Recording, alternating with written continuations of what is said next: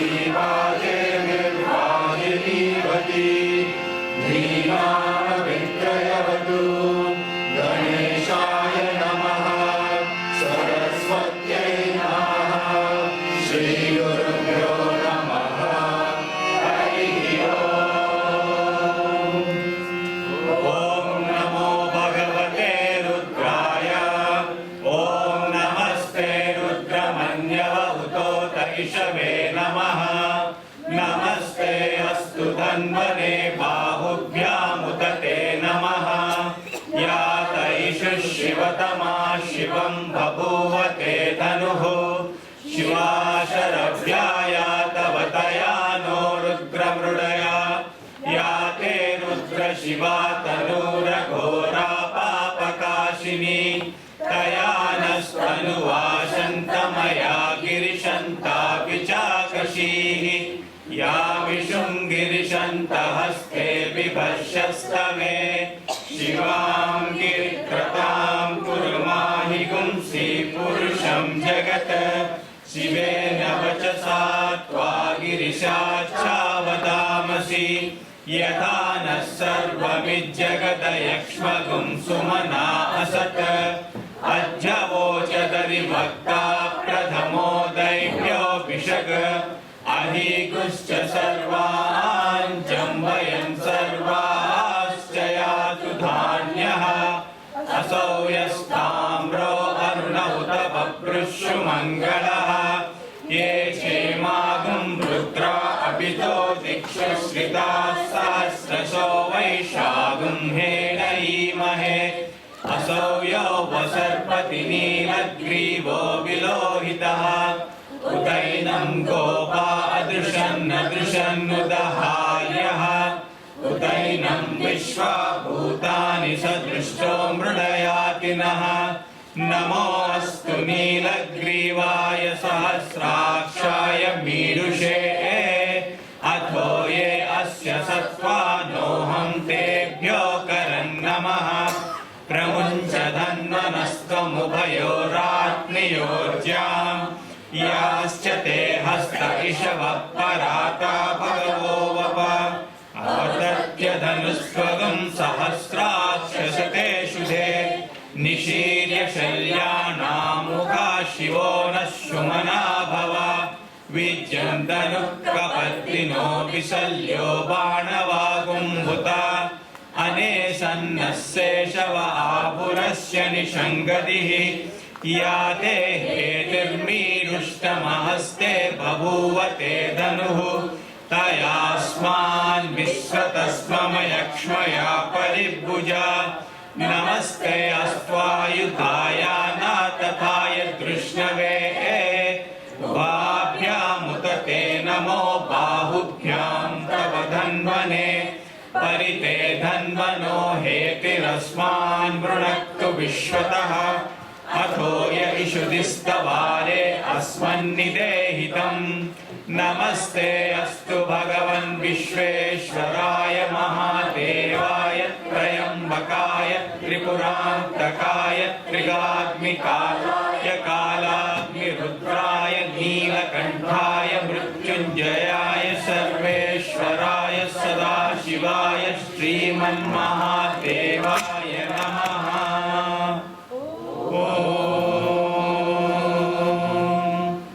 शान्ति शान्ति शान्तिः।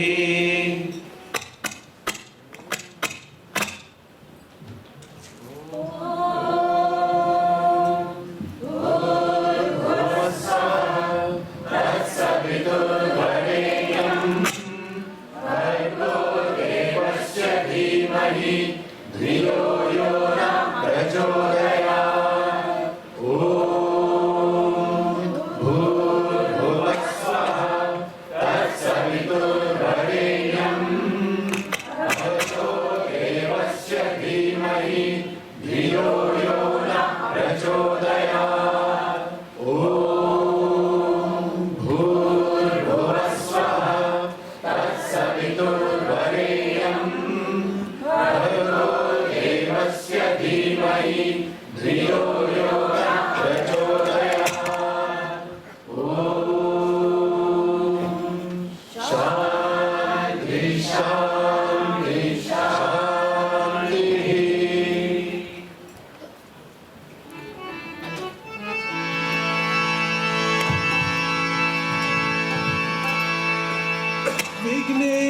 विघ्नेश्वरा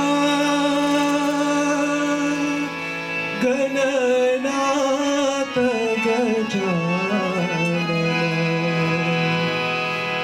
पार्वती नंदना शुभानना विघ्नेश्वरा गणनाथ गजानन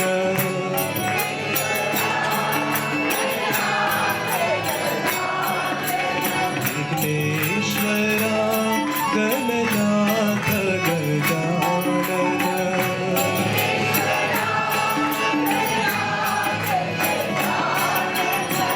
पार्वती नंदन शुभानना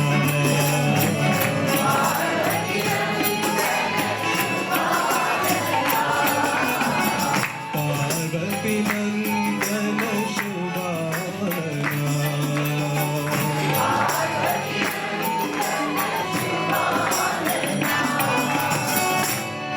मंगलमूर्ति श्री गणराया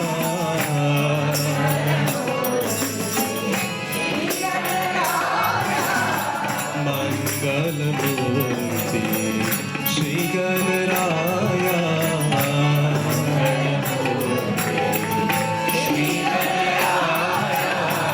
जय गणराया श्री गणराया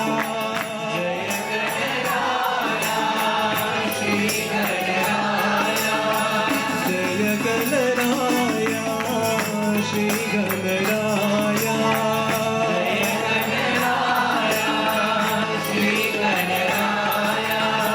जय गणराया श्री गणराया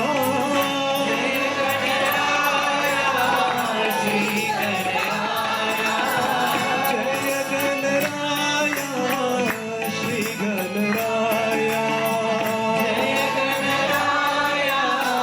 श्री गणराया अष्टविनायक गजानना अष्टविनायक गजानना सिद्धिविनायक शुभानना सिद्धिविनायक शुभानना विघ्नेश्वरा गणनाथ गजानन विघ्नेश्वरा गणनाथ गजानना पार्वती नंदन शुभानना पार्वती नंदन शुभानना विघ्नेश्वरा गणनाथ गजानन विघ्नेश्वरा गणनाथ गजानना मंगलमूर्ति श्री गणराया मंगलमूर्ति श्री गणराया जय गणराया श्री गणराया श्री गणराया जय गणराया श्री गणराया श्री गणराया अष्टविनायक गजानना अष्टविनायक गजानना सिद्धिविनायक शुभानना सिद्धिविनायक शुभानना विघ्नेश्वरा गणनाथ गजानना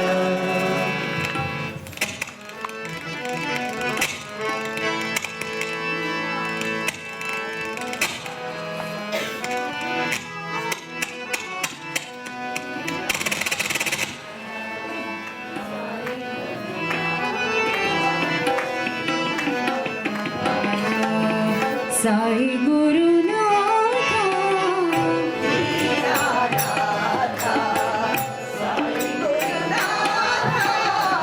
प्रेम स्वरूपा शांति प्रदाता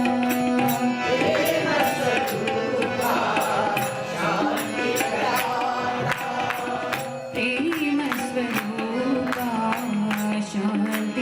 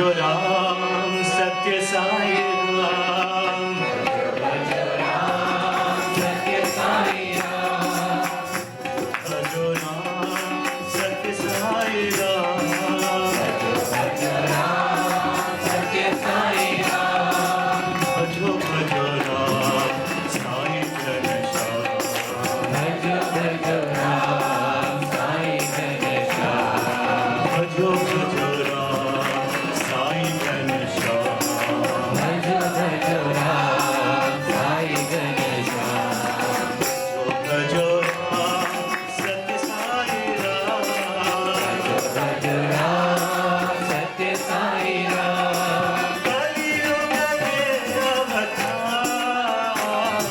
कलियुग के अवतार कलियुग के अवतार कलियुग के अवतार जगतोधारा साई भगवान जगतोधारा साई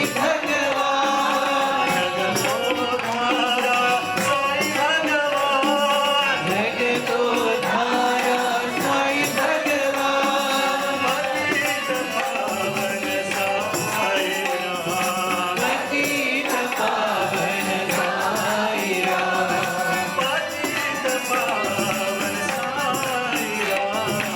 पतित पावन साई राम पतित पावन साई राम पतित पावन साई राम पतित पावन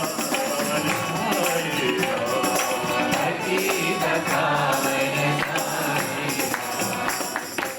भजो राम सत्य साई राम राम सत्य साई राम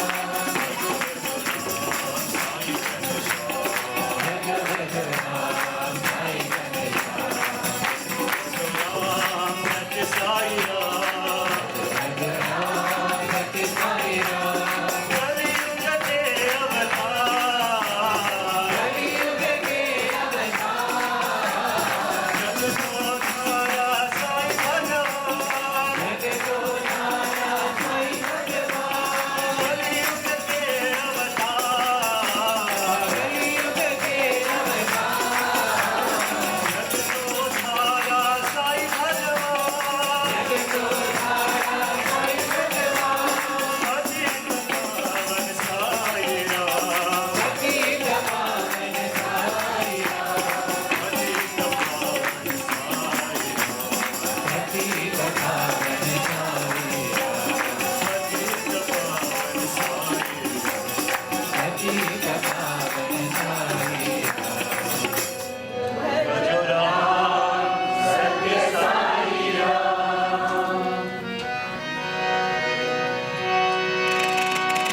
रामचंद्र के दूता Hanumanta Anjaneya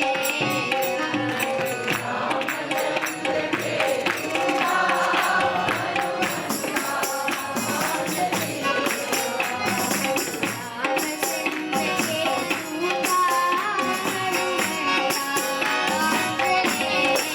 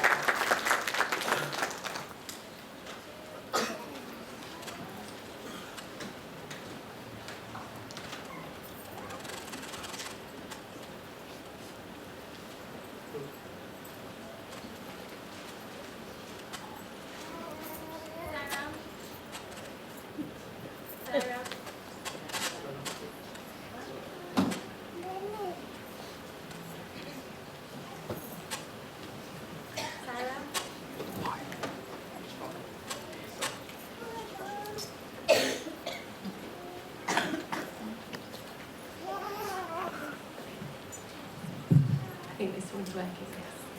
Saram, dear uncles, aunties, brothers and sisters, welcome to this year's Mahasamadhi Programme 2016 here in Oldham.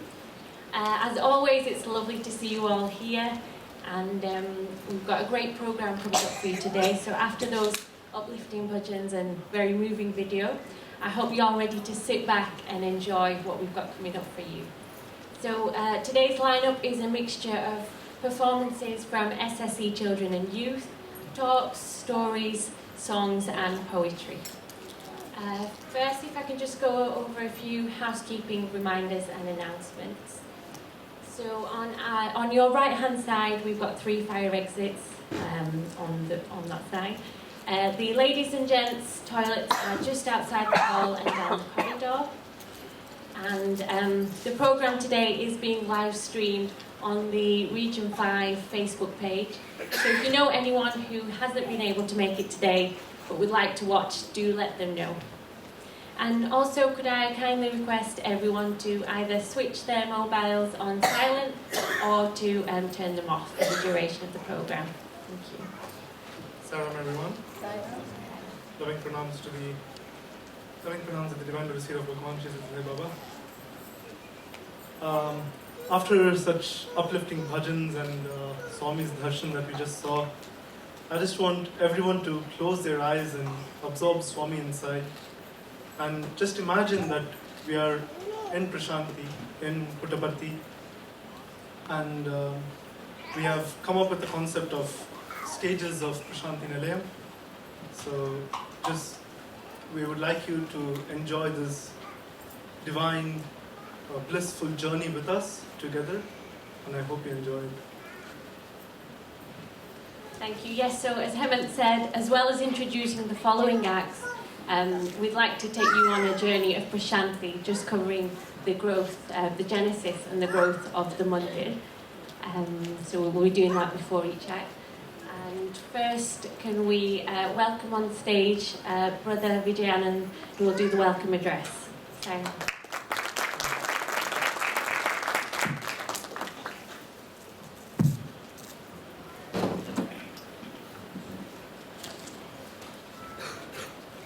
Sairam, and welcome to you all. Very good morning and warm welcome to this auspicious occasion. As you all know, today is Mahasamadhi celebrations. First of all, I just want to reiterate on a couple of points. Mahasamadhi, as the name itself says, Maha is great or final, Sama is equanimity, and Di is intellect. So when you say Mahasamadhi, it is a process, it's a phenomena, it's an ultimate spiritual phenomena, wherein somebody is actually transcending the intellect. So what does that mean? It means reaching a state where there is no discrimination, There is no discrimination between the form. So everything is one, basically form, formlessness, everything is one. So it is an ultimate spiritual phenomena, as I say. And, you know, it's not possible for everyone. And it is also, you know, it's a when somebody does this consciously, intentionally, at a time when they want to. See, in a day we plan lots of things, but half the things we won't achieve, or we might end up achieving few years later maybe. But it is rarely possible for somebody to achieve what they want at a particular time. So it is actually leaving the body at a time when they want to, and it is under their control. So who can actually achieve this? Somebody who can control all the elements obviously can achieve this. When you go through the 1008 names of Swami, you know, some of them are like Kalaya Namaha, which means he is time. Kala Kalaya Namaha, which means he is the regulator of time. Kalantakaya Namaha, he can destroy time. And Kala Swarupaya Namaha, which means he is the very embodiment of time. So Swami is the one who can control time. So, you know, that's why he could achieve this Mahasamadhi. And the second important point is, why are we celebrating this Mahasamadhi? We don't, you know, when we celebrate, what we are celebrating is actually the principle, the purity, the divinity. It is God actually who has walked amongst us, and he has left his form 5 years ago. So that is what we are celebrating. We are celebrating his purity, this divinity, and the message he has given to us all. I just want to quickly share a little story from Ramayana. Rama, when he left the kingdom and went on the exile to the forests, his younger brother Bharat followed him and he pleaded with him, Rama, why don't you please come back to Ayodhya and rule us all? So Rama simply said, are you attached to my physical form? Or is it the principle of Rama that you are attached to? So what is your duty? You have to go back to Ayodhya and rule the kingdom with Rama in your heart. So that is the principle, you know, the principle of love and all the principles of Swami, you know, Satya, Dharma, Shanti, Prema and Ahimsa. The quintessential message of Swami has always been, you know, love all and serve all. And as you can see, even on the Mahasamadhi, actually those are the words that are encrypted. So today we are celebrating that message. And, you know, in the recent past, we have thought like every event, we'll try to merge a service activity, keeping in line with this message. And today, we are supporting a local charity, it's called Barnabas. They do support the refugees. And thank you everybody who have contributed in you know, whatever way possible. There is a collection desk at the back of the hall, and we'll be supporting them in the future as well. And for every regional event, we'll try and aim to support a local charity. So with those you know, words, I would like to conclude. We have got a fantastic day ahead. We have got 2 speakers. One is a Swami student, alumnus, and we have got Reverend Tim later in the day. So he'll speak about love in action from a Christianity perspective. We have got lots of other activities. So enjoy the day, and Jai Sai Ram.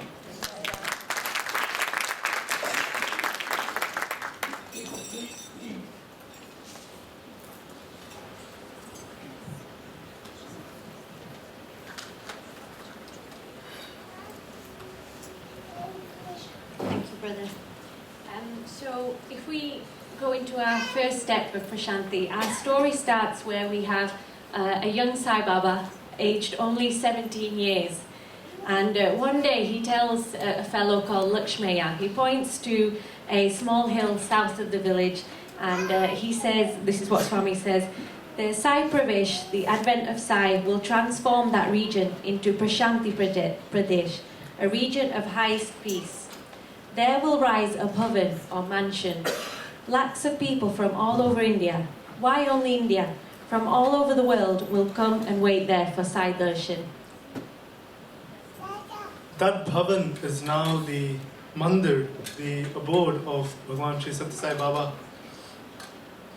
Sri Kasturi has written about it, and he says it has been the scene of countless transformations, revolutions in belief, confirmations of faith, curing of diseases, and calmings of temper, discarding of hatred, salvaging souls, and reunions of heart. The mandir is the symbol of redemption and transformation. So it was in the late 40s that it was decided that the mandir in the village was too small to accommodate this growing Sai family, and now there needed to be a new mandir. And Swami, who was only in his early 20s, was in fact the architect and the engineer for this new build. So I think it's time to introduce the first act. Yeah. Now we have the SSC students from Warrington who will be presenting thoughts on how they feel about Swami, his guidance in their lives, as most of them may not have had a chance to see Swami in the physical form. There are things that they have prepared, I'm told, that will mesmerize you, and I hope you all feel the warmth of Swami through these children's words.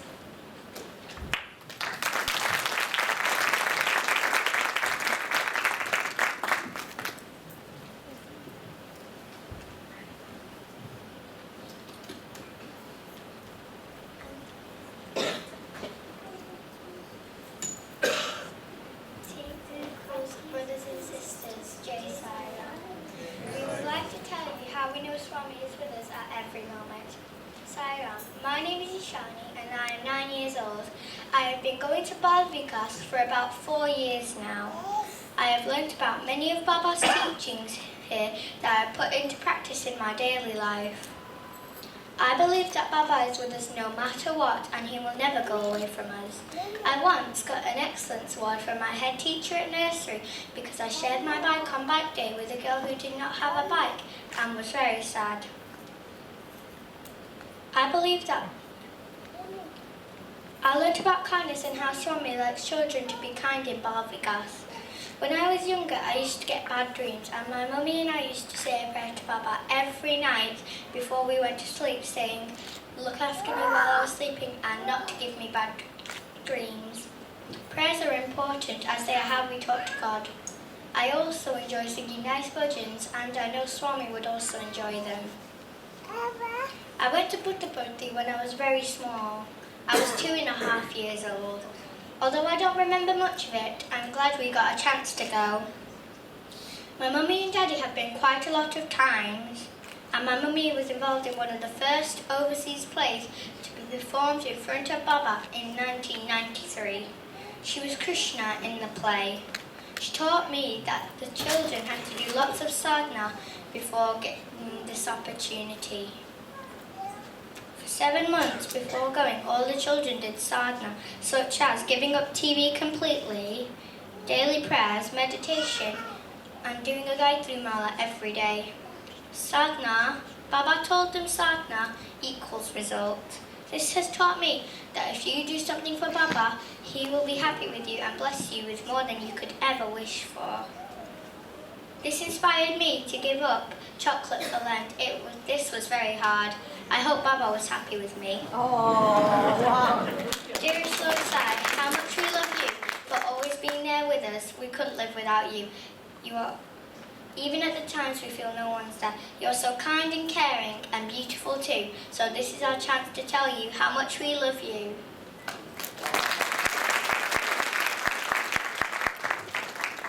Sai Ram, my name is Shanti and I'm 7 years old.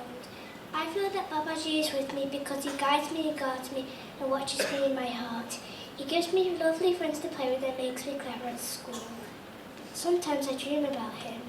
In the morning, I pray to Babaji to bless me and keep me safe in school. If I get stuck with a problem, I think that he tells me what to do because soon enough I get to the right answer after talking to him. I have never been to India to see him, but my mummy and papa have told me a lot about the values of love, peace, right conduct, truth and non-violence.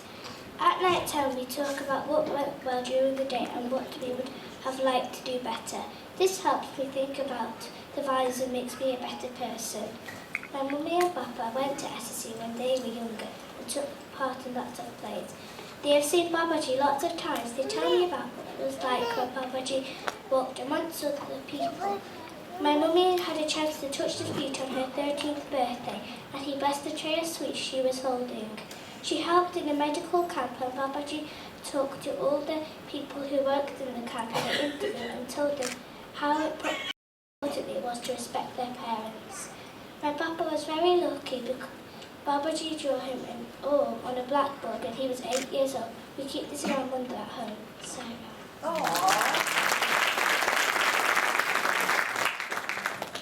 Sarah, my name is Roma and I am 7 years old. I have been going to Barbagas for about 4 years. There I have learned about Swami and his many teachings. I think of him when we get up and do our good morning prayer. I think of him when we do our prayers in the Munda and ask him to look after us during the day and make us into good children. I feel that Baba is with me whenever I want to. I wear a necklace with his pendant all the time, and whenever I want to talk to him, I feel he is there. I try to follow his teachings by being a good girl. I try to listen to my teachers and parents and play nicely with my friends. At night, sometimes I tell Baba what I have done during the day. I saw Baba when I was 6 months old, so I don't remember, but I would love to go back to Puttaparthi and see him again. I believe that Baba is with us no matter what, until no Baba is my dear friend, no matter what. He teaches us to watch your words, actions, thought, character and heart. Your words should be loving and kind. Your actions should be gentle and caring. Your thoughts should be God and goodness. Your character should be honest and non-violent. And your heart should be full of love and peace. Thank you, Baba. You will always be my top friend.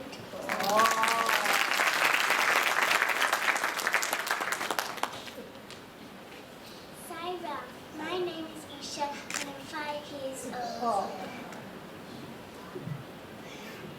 I love Babaji, but you can't see him because he's invisible. But I know he helps me every day. Saira.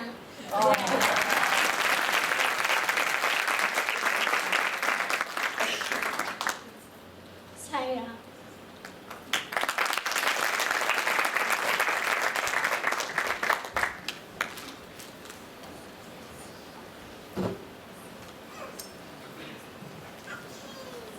Thank you to the children of Warrington Centre for giving us this insight into how Swami makes himself known in their lives. That was beautifully presented. Can we give them another round of applause?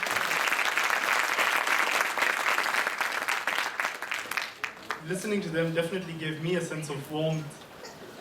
I hope everyone else is feeling the same thing. So as we continue our journey into the evolution of Prashanti, as Pooja said, Swami was the chief architect and the engineer in this complete project. And the whole process of building of this Prashanti Nilayam was a stream of miracles, if you can say. So one such miracle is the transportation of the huge gridders from the Pennakonda railway station to Bukapatnam. So basically these gridders were transported from Tiruchirappalli to Pennakonda via railways, and then they have to be transported by a road to where the mandir was being built. And the road to that area was just a muddy, sandy road and with a lot of steep bends and completely inaccessible region, if you can say. One fine morning, the road transport officer of Anandpur district, who was a devotee of Baba, woke up and found a surprise in front of his house. He found a huge crane had just broken down in front of his house. And taking it as Swami sent, he went to the driver and he made a deal that if he could get the crane fixed, would he help him in carrying the gridders from the railway station all the way back. So once he made all the deals, he went to Baba, he ran to Baba and he prayed there, and Baba gave him some vibhuti. So this RTO officer, he came back and he applied the vibhuti on the engine, and then he asked the driver to start the engine. And to everyone's surprise, the engine started. So now it was Swami's miracles that they were able to transport all the gridders from the railway station to here. On the way, they got stuck at the Chitravati river. So, Swami himself came and he sat on the crane, and with his miraculous touch, it again started and it just went on to complete its mission. I think that's right. And so we're now at the stage where at Swami's 25th birthday, Prashanthi Nilayam was looking like a two-storey building of granite, and it had a central prayer room and central prayer hall with rooms on either side and corridors in front and behind, and it pretty much stayed like that until 1973, which will be our next step. So I'll introduce the next item, which will be a talk by our guest speaker, Mr. Anil Kumar, who belongs to the Sri Satya Sai Institute of Higher Learning alumni. We're incredibly fortunate to have him here today, and I'm sure we're all eager to hear his stories. But first, some background. Mr. Anil Kumar attended the Satya Sai Institute at both Brindavan and Prashanthi Nilayam campuses from the years 1993 to 98, and both of his parents were teachers. After gaining a Bachelor's of Science in Physics, he moved on to India's premier research university, the Indian Institute of Science, where he did his master's research and went on to work in high-end technical and scientific areas, with 21 publications in international conferences and journals. Mr. Anil Kumar has also spent a decade leading Sai services at Brindavan, including medical camps, and conducted blood donation camps across Bangalore. The Rotary Club Bangalore and American Chamber of Commerce have both presented awards to Mr. Anil Kumar, who now lives in Worthing, West Essex, where his family has started an SSC Balvikas program. So if we could all put our hands together to welcome Mr. Anil Kumar to the stage.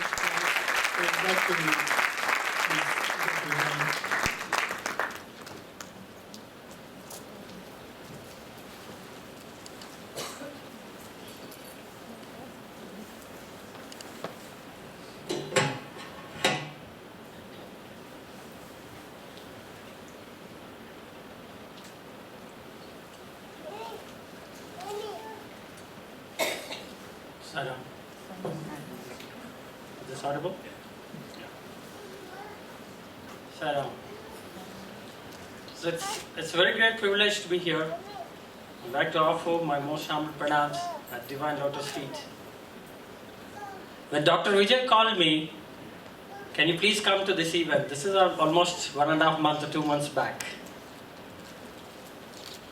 The first response was yes. And I did not know that Halifax is 300 miles away. And that's the beauty of it. If at all we would have gone to our device and started looking at it, what is the first thing the mind would have said? No, it's too far. Right? But it is never too far. And we always feel at home whenever we come to these events. We feel the vibrations. We share our experience, we share the divinity, and that's the power of pure love. And this is where we need to distinguish our mind and our heart. The mind always keeps telling a lot of worldly things, and of course the divine things. But it is up to us to try to keep it focused on what is right. And this is what we got trained a lot of times, and we try to continue learning. Even though we say, I'm alumni there, we are students, we continue to be students at whatever age because we continue to learn.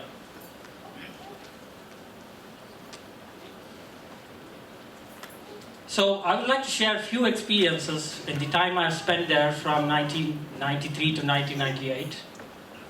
And some of the darshans, what you have seen there, we have lived there for 5 years. And Swami said, living with God is true education. And that is where I am still. Still we are yet to move living for God and living in God. And the moment we are able to live in God, that's the true spirituality. And that's the aim of all our life. To attain the divinity, to attain moksha, whatever, oneness. And if we don't ever target that we want to be oneness with the Lord, we will always continue to be born, die, born again, and go through this cycle again and again. So we should never forget the focus that we at one day should be attaining the divinity. Otherwise, we'll come back again and go through all the birth and death, all the pressure and pain what we are undergoing now, and come back. So we should always try to focus at the true spirituality. Okay, so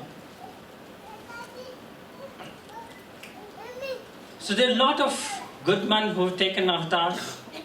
The Lord has taken avatars, have come down to earth in different forms. Right? Lord Jesus, Krishna, Prophet Muhammad, and various forms. Now, do you think everybody who was living around that time know that they are divine? Not many people know that. Not many people around Krishna would have ever realized that he is the Lord himself. It's very few people who have experienced divinity at every moment. That is what, at every moment. And now we see in Shirdi, the number of devotees is increasing going to Shirdi. And none of them have seen the Lord. None of them. It is the faith, they have experienced a divine moment, they have experienced something personal in their life which keeps them going. And here we are, being so lucky to be born around these times when the Lord has taken birth. Or rather, I should put it in a different way. The Lord has allowed us to be born around this time when He is adventured here.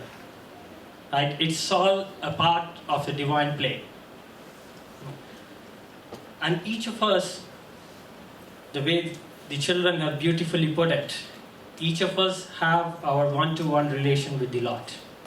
Some of us talk to Swami in a mandir, and like one of the children has said, she has a pendant, and you pray to Swami and you communicate to God through that pendant. So each of us have our own relationship. That's why Swami says, with him it is always one-to-one connection. I would like to take you to the glimpses of what we studied and how it is, and I will also try to relate how it is relevant to the current day to each one of us. There are a lot of youngsters here, children and youth. We can imbibe whatever we can wherever we are. The hostel, it's like a palace, and that's where we lived for 5 years. For 5 years, from 93 to 98 I was there, and some of us will spend probably a couple of years, and some of the children have spent right from their nursery all the way to their post-graduation, 17 to 19 years of study there. Most important to note is it's all free education and free Medicare. Swami has spent Vidya and Vaidya. He has shown us the role models, how to give free education and Medicare, two basic needs. And we know to this day how the current education and the Medicare and how much commercial it is. And Swami has kept it free. When somebody gets operated in the hospital, whether he is rich or poor in our sense, he does not get a bill. And Swami has clearly said, how can you know whether somebody is rich or poor? From our worldly sense, we may think if a person has got a good bank balance, we may think he's rich. But that's not rich from the divine view. It is the purest form is what richness is. The person who has the least desires is the person who is richest. So having said so, the education there is based on the traditional Gurukula system, where the importance and the all-round development is given to the body, mind, and heart. We get up between 5:15 in the morning and sleep by 9:30 to 10:30, depending on whether we go to school or university campuses. And it's a hectic day planned. Early morning prayers, then we go to our stadium. I do yoga, sports, games. Then we get ready, go to the college, and we have the excellent academic professors teaching us. There used to be visiting faculty all over the place, all over the world coming and teaching us. And after 5 to 6 hours of classes, we come back, have a quick break, and then go to darshan. And that is the time where we learn directly from Swami. Swami used to spend time with us, walking among us, asking simple things, teaching us high values with a very, very simple analogies. So there used to be a question asked, why is it the hostel schedule is so hectic from 5 till 9:30, 10 o'clock? And Swami has made it very tight. And no trust has designed that. The schedule is designed by Swami. And which is, even though it is designed for the students, I'm sure it is relevant to each one of us now. That's because if we keep the mind idle, the mind can go behind any bad thoughts, bad feelings. And it's a monkey mind. That's why the entire schedule is focused to develop duty and discipline. And more relevant today, because we are not living in a very isolated homes, and we spend very less time here, probably an hour in a week or a couple of hours in a group learning like this. The rest of the time we are in our own world. And the mind is so powerful. Right. Now in the hostel, we used to stay in our rooms, and either 10 to 13 of us, depending on the size of the room. And there used to be people from different cultures, different languages, different economic backgrounds, and different ages. The first year BSc student, along with the second year MSc student, a 5 years gap. And all our faculty who all used to stay in the hostel. And that's what has taught us how to be adaptable, how to be tolerant. And each one of us have our own tempers. And we all know that. So with that much of diversity, we all got trying to be adaptable. And the SSC children, when they have spoke, that's very important, at least when we are not in a hostile environment, when we are somewhere else like this, to at least give that environment to our children and give that platform for them to learn.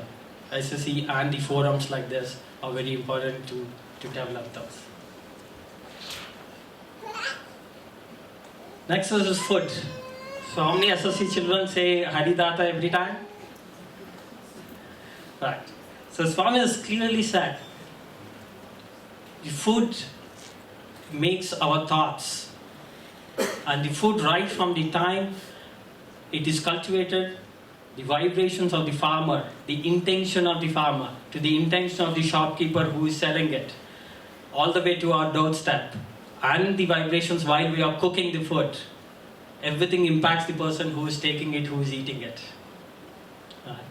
So we used to have, the chefs used to cook, but the rest of it is all served by our own brothers in the hostel. So we used to serve, like these brothers are helping in the multimedia and others. So we used to do all these things by boys 20 years back in the hostel. And we used to do this, and Swami is sitting right here.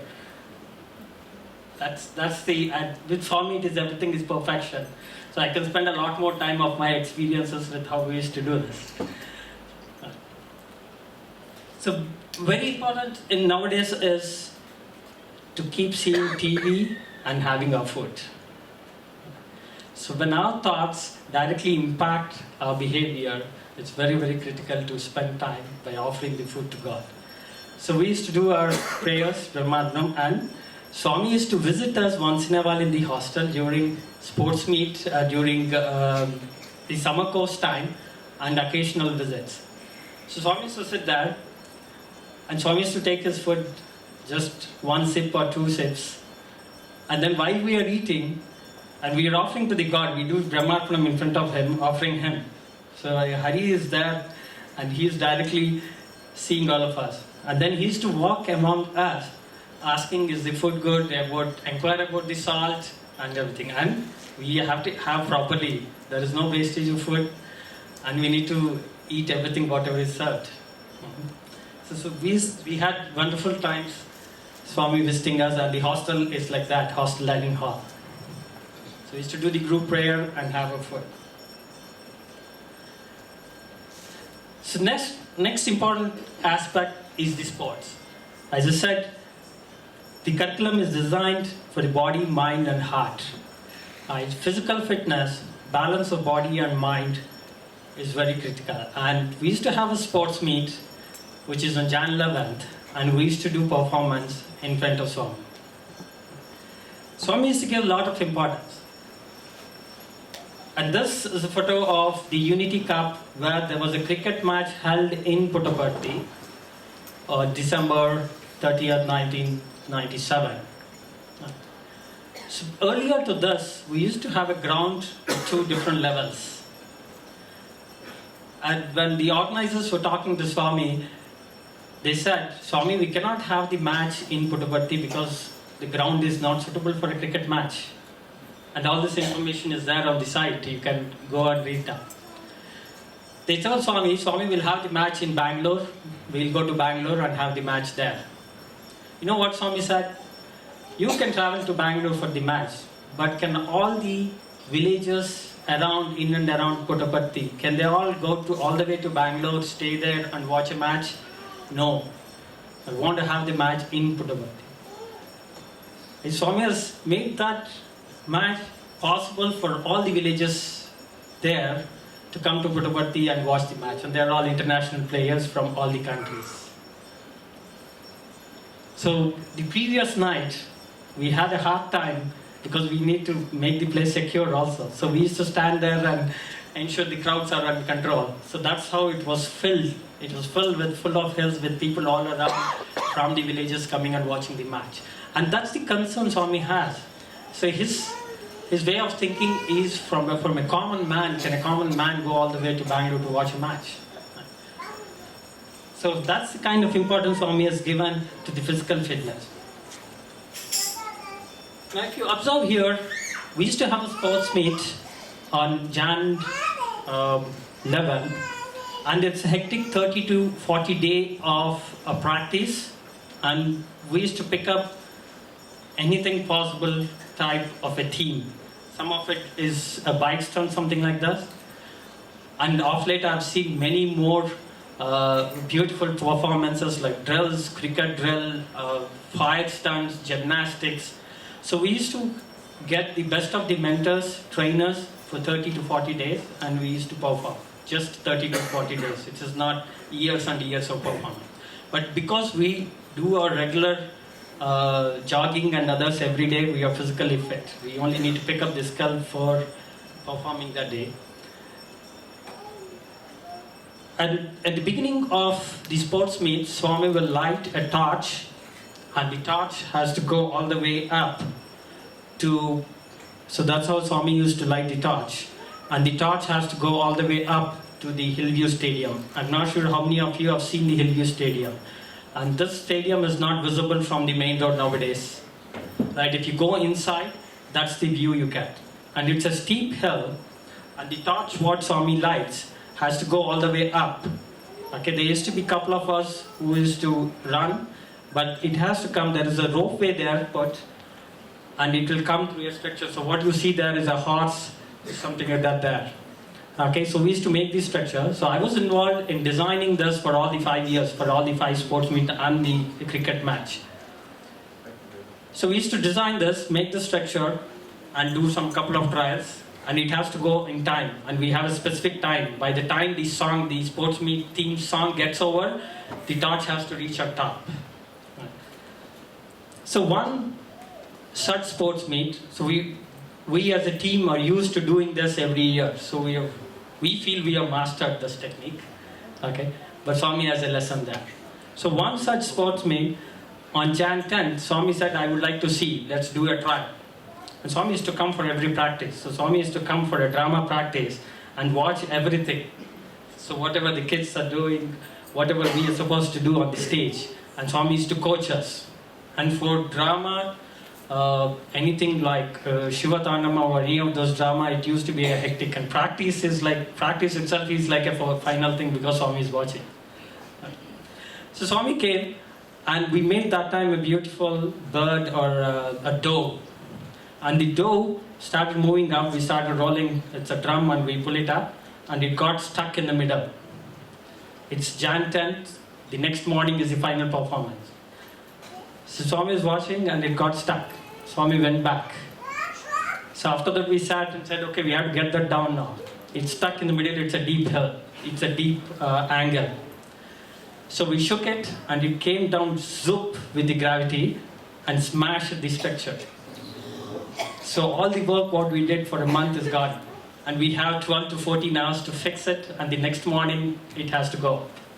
So we sat whole night, did the entire structure, and that's why Swami teaches us. Even though we feel we are the master of everything, we have to take care of every small thing while planning and executing. So we did the whole night, redid everything, and by 3 a.m. we are all ready. We did a couple of practices midnight, and it's all done. And in that excitement, and the top torch there, you will see a torch there which is with the flames there, right? So that is visible from the down to all the audience. So we put there a little bit chemical so that it lights bright. It's like our Diwali fireworks. So we put a little bit extra in the excitement. And next morning, everything started. Swami lit the torch. The torch came up, we pulled everything on time, and we lit the torch. And it just burst because the chemical was more.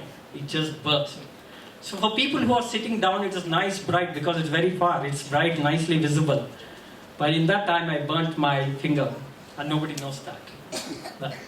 So after a couple of days, when I was sitting for darshan, I wanted to hide this because Swami will not like it, because we did something wrong and we hurt ourselves, and Swami will not like it. So I was trying to hide. We were sitting in darshan, and if you remember the darshan, okay, it's not here. Right. So Swami comes and can turn any time suddenly towards people. Right. We all used to sit very close to the Swami's room. And Swami suddenly turned towards where I was sitting and he came down. And in my thoughts, it was clear, Swami, please ignore me. Don't bother about this. Everything is fine. And Swami came down and looked at me and said, sports prasadam. So the important message there is, first thing, you can never build your ego telling that you are the master of things. You always need His grace, His prayers, you do all your talent, you build up everything, but finally you need His grace to make it 100% successful. Okay, never think that you are doing everything. Second thing is, you can never hide anything from the Lord. Whatever naughty things we do with our friends, you can hide from your parents, but not from the Lord. Never you can hide anything from the Lord. He is omnipresent, omnipotent, and omniscient. He knows everything, and He is watching everything. So once at darshan, so darshan used to be like that. In 1993, we used to have a small Sarvadharma stupa there, before all the big mansion and big roof has come up. And Swami used to walk among them. So one day Swami has called a group of us, and it was lovely hearing to the Rudram chanting now. Those days not many people know Veda.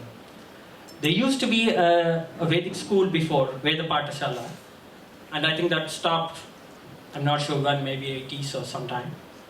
And then few of us who are in the university, we used to learn, and it's not a compulsory thing. We used to learn on our interest, and a senior of us will teach us, and we learn. So Swami called few of us who used to chant Vedam, and put us in a bus to go to a place.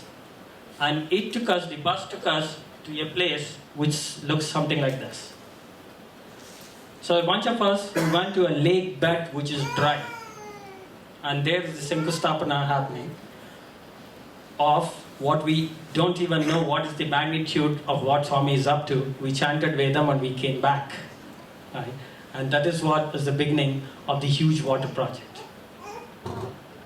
The huge water project, and when we were all students there, we don't even know. Swami used to come to us and ask, oh, what is the food today in the hostel? At the same time, he's working on a mega project, which is the water project. And all that is done in a short period of time, 12 to 18 months. And the magnitude of it is it has served 700 plus villages, and no ruler earlier, no government earlier could do anything to solve the water problem in that region. For decades, for centuries, the region is dry. And even today, we have many places in the world who don't have water. And Swami has taken such a mega project, and he used to be on top of it every morning and every evening. He used to ask people in the morning what has happened, say if there's any particular problem, and again in the evening. Now imagine people who are doing the project, in the evening Swami meets around 4 o'clock or 5 o'clock. And next morning he will ask again what is the progress. So from evening 5 o'clock to next morning 7 o'clock, there is nothing which can happen. Right? But Swami expects, there's never, and what we in our current corporate world we always question the status quo. Why is the status the same? Right? But the person has to be on top of it, either make an attempt to solve the problem, to make a step forward, or go to Swami with whatever is the problem and he will provide some solution. Right? So Swami used to be on top of that plane while doing the project. At the same time, he used to spend with the children asking what is the breakfast today. So that's the kind of magnitude and difference. That's what we've experienced on. For all of us, Swami is just used to sit there. We are all students. We don't even know what is happening. And there are many challenges to make this project happen. There has to be pipes coming all the way from north part of India, and there were special trains organized to get these material in time. And with all the bureaucracy challenges, it could have never been possible. So that's the kind of project Swami is doing. So all that could happen only because of pure love and pure intention to serve the humanity. That's the key message. So Swami used to be man among men. He used to be like a child when he's spending time with the small kids, women among men. And probably I'm tempted to add a couple of things there. He's manager of managers and doctor of doctors. Right, so I already got a call. Okay. So the next thing I want to touch upon, somebody has talked about the medical camps. So we used to do medical camps in Vrindavan, which is Whitefield, outskirts of Bangalore. As alumni, even now it's been going on from last couple of decades. Every month, first Sunday, we conduct a medical camp. And there are typically 2,000 to 3,000 people who come. They get treated all in a day's time. We get the doctors, we get the medicine, everything. Give them the medicine for the entire month. That means from last 20 years, we're almost running a hospital, but we go there and meet for a day. Plan it the entire month. The patients come there, get treated, and go back. One such medical camp, my mom was around, and my mother asked one of these patients, why do you come to this medical camp? And some of them had to come little long distance in a public transport. They said, you are anyway paying money and coming paying money to travel here. You could have as well go to the local doctors, right? You know what the patient said? The doctors listen with love and we get treated. So that's the message. So even though whatever the doctors are doing, and it's the divine hand and the pure intention to serve them is what is curing them. And imagine 2,000 people in a day's time. We are in a public school and doing the service, and anything can happen. Anywhere a mistake could happen in serving them around medicine. Right? But Swami is there to always take care to ensure we are doing things right. Okay. So another thing, what my mother asked them, do you know who's doing this? So the normal expectation would be, oh, the alumni is doing, or the Sevadal is doing, or somebody is doing it.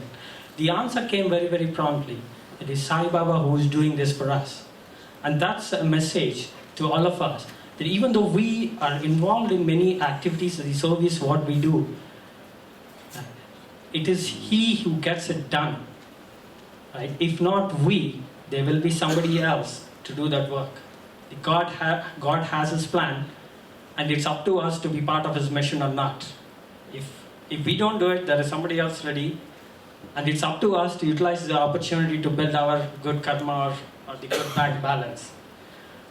And when Swami is in Vrindavan, we used to get that opportunity after the camp or before the camp to have his darshan. So having done it for a decade, we felt that no, we should go to Swami and ask what next, what can we do next? So can we do some other seva activity? So that's our intellect, right? Telling that we have mastered this and now we can do something else. Thinking that Swami will tell us, oh, okay, you go and do this service in a village or go and do this in our own limited form. But the reply came from Swami is, Swami said, Manchi pani cheyadaniki yochinchakkarledu. That is, to do a good work, never think back. To do a good work, never think back. So that is, we are expecting Swami to tell you, okay, go and do a service. But Swami will never direct that. Swami will create your fundamentals very clear. It is a service and it is up to you. If you keep lingering around your mind, which keeps telling, no, not that, not this, and all the analysis what we do, you can never move forward. It's important to plan. The information which is required to plan an event is important, but at the same time, if we get stuck in a lot of analysis, what the mind keeps telling, you can never do anything. So if you have any good thought, good project in mind, go ahead and do it, don't get bogged down. And that's the Maya part of it, in which we can easily get into all the analysis. The moment you start believing in the pure intention and the service and the divinity part of it, everything will come together for you to do. So that's all I have to share with you all.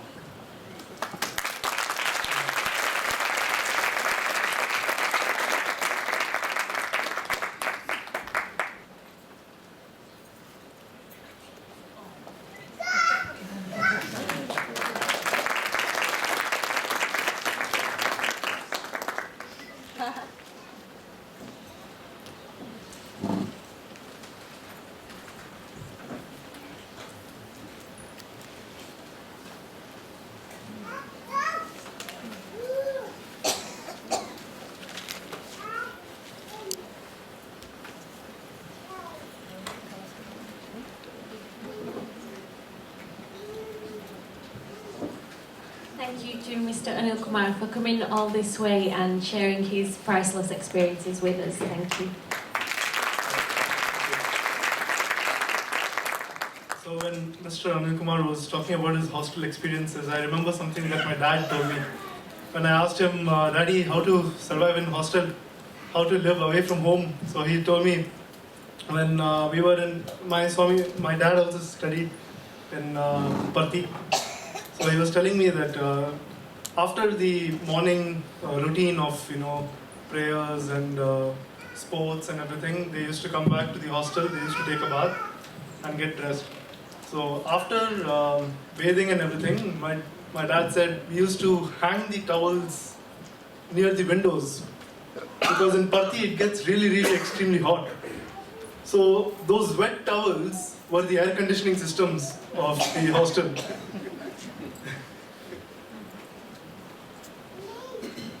Okay, we'll go on to our next step in our journey of Prashanti. So where we left off was where we only had a simple two-story building of granite, but it wasn't until Swami's 48th birthday, so this is 1974, where the mandir was extended with 3 domes built on the top and made bigger on both sides. And the mandir itself is a living testimony to Swami's messages in life, although we probably don't know it. I mean, I think there's been many times where I've sat and looked around and saw images of elephants and birds and not knowing why they were there or what they meant. If all of us look around, there will be those beautiful sculptures of elephants and peacocks and swans on the mandir itself. it basically symbolizes the Hamsa or the swan symbolizes Paramahamsa or eternal being.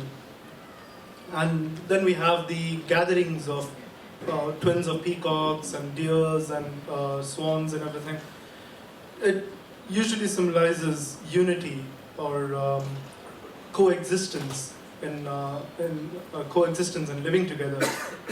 And then we have the The symbols of religion. yeah, and then we have the 5 symbols of religion, which we have all seen. They basically tell us the unity of religions, and that all religions are one. And as Swami puts it, the only religion that you need is the religion of love. So I'd like to introduce the next item on stage. We've got more lovely children coming up. This is to sing, there'll be a trio of songs to sing to praise the Lord and the rising of Christ. The children are Sai Vivekanand, aged 11 years, and Prakriti, aged 11, both from Halifax, SSE. Sorry, aged 8 years.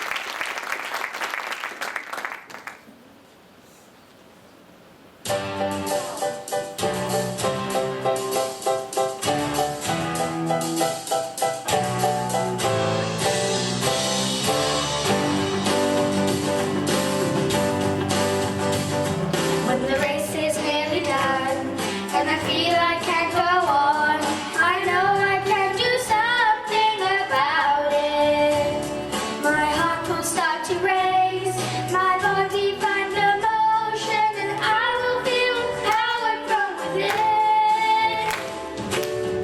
I've got the power in me, you've got the power in you. I've got the power, got the power in me. Nobody's gonna hold me back, nobody's gonna silence my words, nobody's gonna close my mind. I've got the power in me. When someone's needing help and the world just walks on by, I know I can do something about it. I'll stand up for their eyes, my voice will find the words, and I will feel empowered from within. I've got the power in me, you've got the power in you. I've got the power, got the power in me. Nobody's gonna hold me back, nobody's gonna silence my words, nobody's gonna close my mind. I've got the power in me. My mind is closing down, and I'm lacking inspiration. I know I can do something about it. No one can stop me learning, create my dreams and future, and I will feel empowered from within. I've got the power in me, you've got the power in you. I've got the power in me. Nobody's gonna hold me back, nobody's gonna silence my words, nobody's gonna close my mind. I've got the power in me.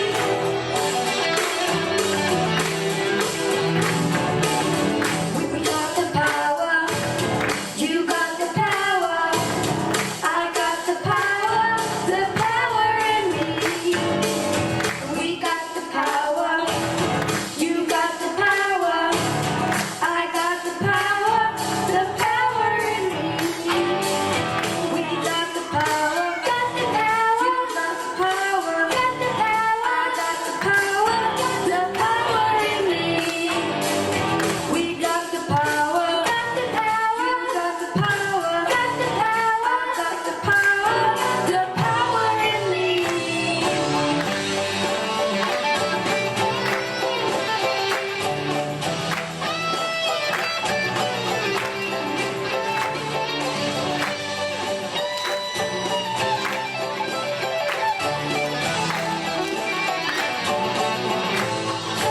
Power in me,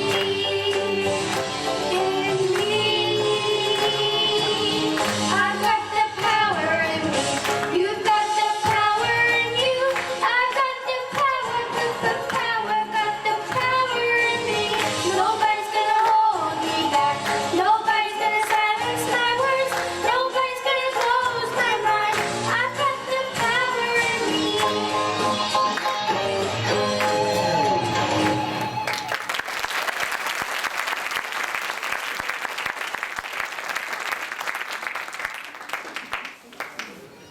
I keep feeling your love in me over and over again. I keep feeling your love in me over and over again. I keep feeling your love in me over and over again. I keep feeling your love in me over and over again. And it's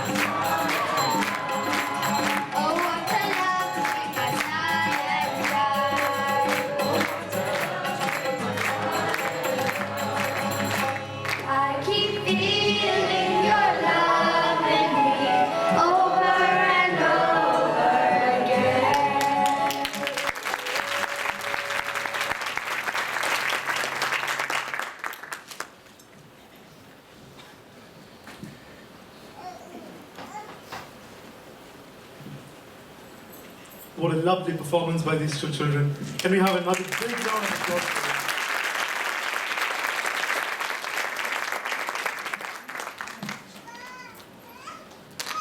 them? And I'll continue the journey on our steps to Prashanti. So when you're sat in the darshan hall at Prashanti, one thing you probably can't miss is the combination of colours that I use, not only in the darshan hall but across the whole of the ashram. And these are blue, yellow and pink, which communicate the message of harmony of spirit, intellect and heart respectively. For blue stands for spirit, yellow for intellect and pink for love. And this rich harmony of the three does result in Shanti and Prashanti, supreme peace, which is really the message of the mandir. Looking at the whole hall now, adjacent to the veranda of the prayer hall on the left-hand side, there are 2 rooms set for interviews. And on the first floor, there is a large portico adorned with silver doors from which Swami used to come out and give darshan every day. But this reduced to once a year, which was the early hours of Christmas morning every year, where thousands of Christians would come from all over the world to seek the truth. And with that, I think it's time to introduce our next item. The next item, we have another one of our guest speakers coming up and giving us a talk. We have Reverend Tim Byron over here. A little bit of background about him. Reverend Tim Byron is currently running the University of Manchester Catholic Chaplaincy and has been doing since 2012. Father Tim was born in 1974 in Merseyside, and after studying philosophy at Edinburgh, he entered the Jesuits in 1998. After further studies, completing studies in education and philosophy in London and theology in Madrid, he ordained a priest in 2007. Father Tim's main work has been in secondary education as a qualified teacher and a chaplain in London. Also, he helped to set up schools in Karnataka, in India, and in Dodoma, in Tanzania. 2012 was a special year spent in the Philippines and India on tertainship, which involved further study and living in the slums of Manila and in a leper colony in India. May I request Prashant to escort Tim Byron.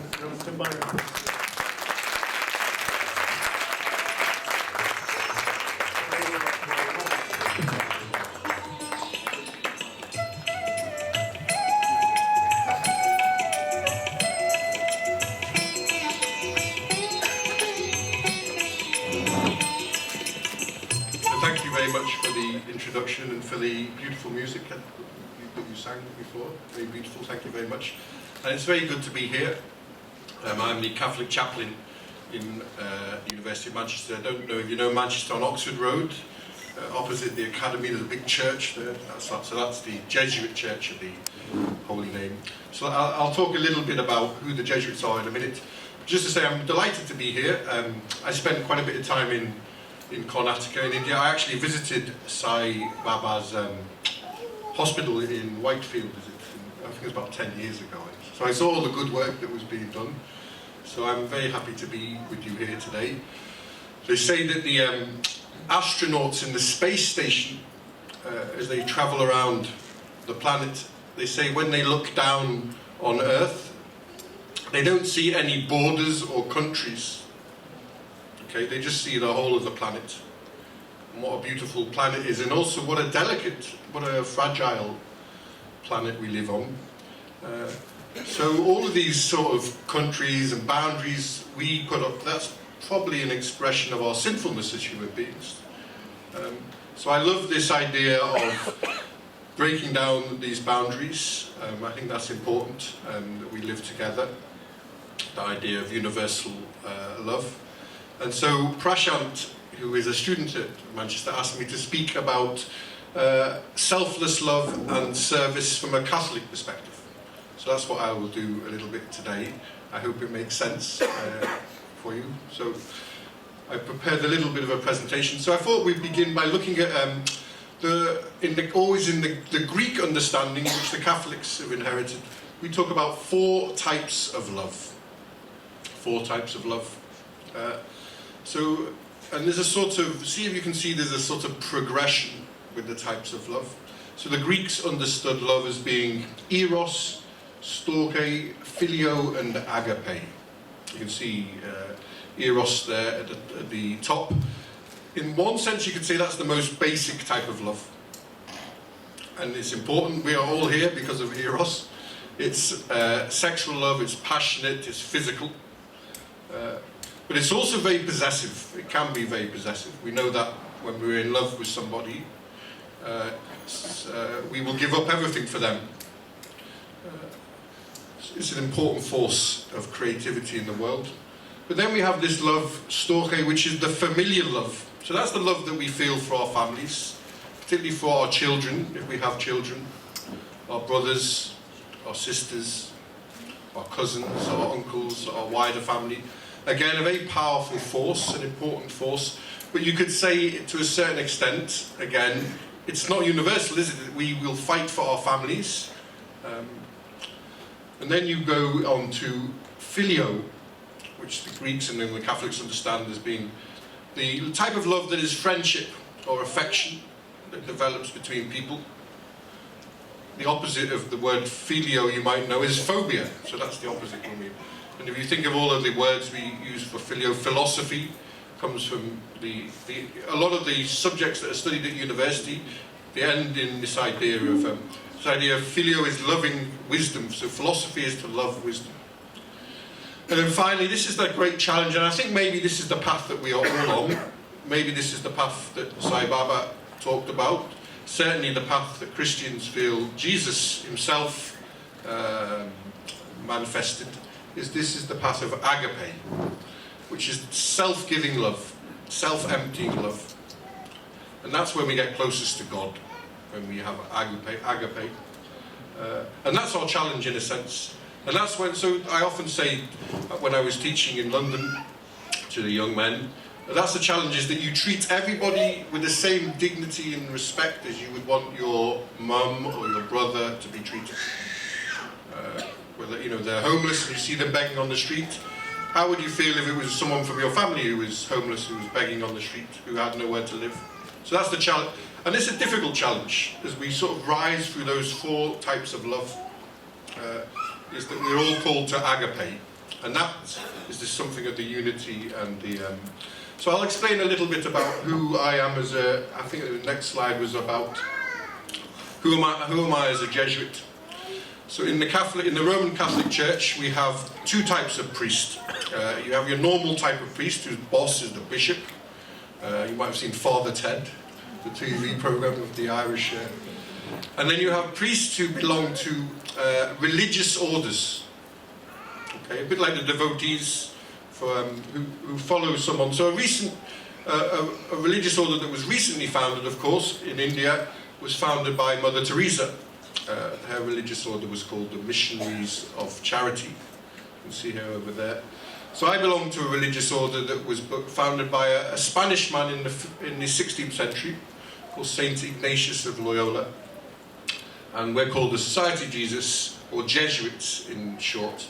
So you might know, those of you who you might be aware of our schools and our universities in India. In Bangalore, St. Joseph's College was the Jesuit school, there's one nodding over there. When I was in Bangalore last, I can't remember his name now, it was the guy who founded Hotmail. The guy who invented Hotmail. He sold it to... And he went to St. Joseph's, he went to our college in Bangalore. He sold it to Microsoft for 80 million or something. But now it would be...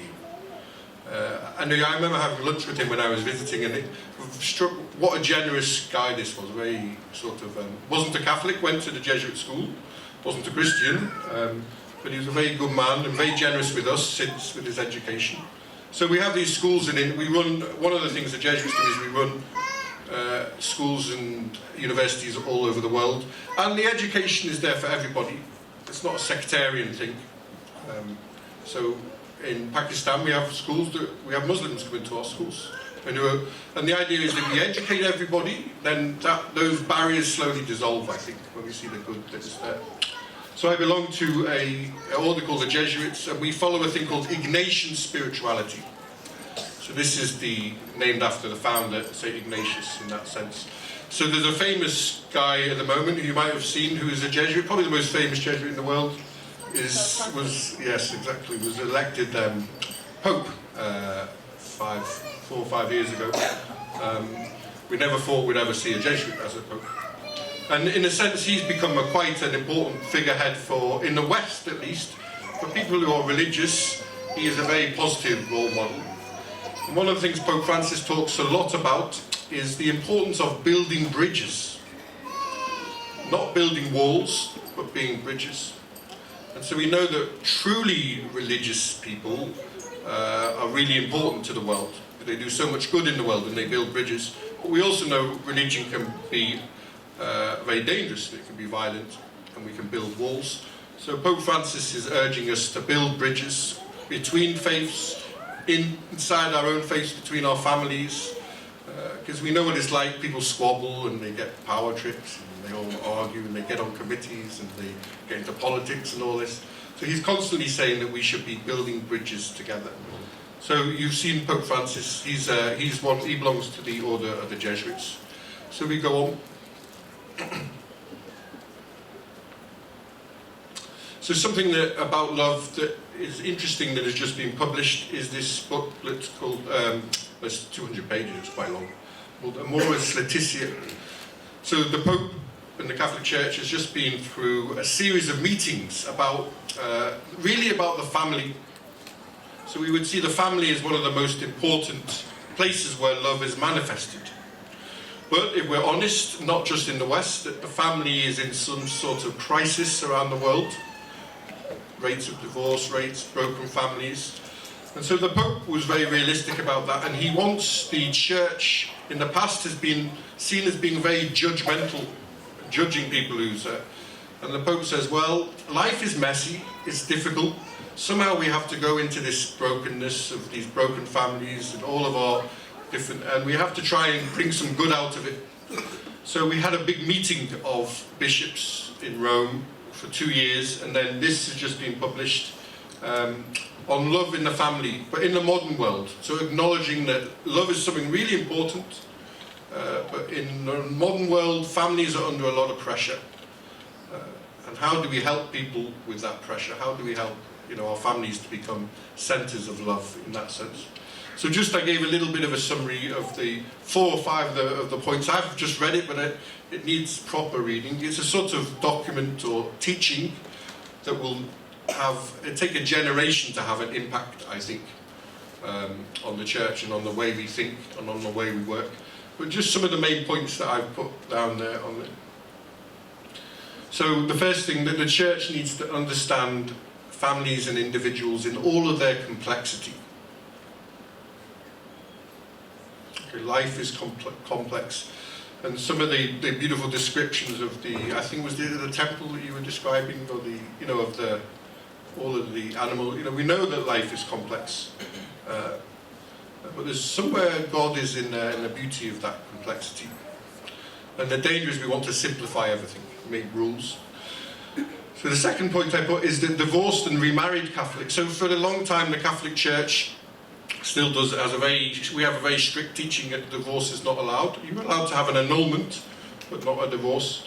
So that the Pope has asked us that we need to fully integrate people who have got divorced and got remarried, so that they don't feel as though they are outside of the Church.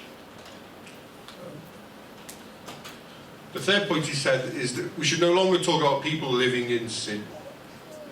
So again, that was the Catholic teaching that if you were not married and living together, you were living in sin.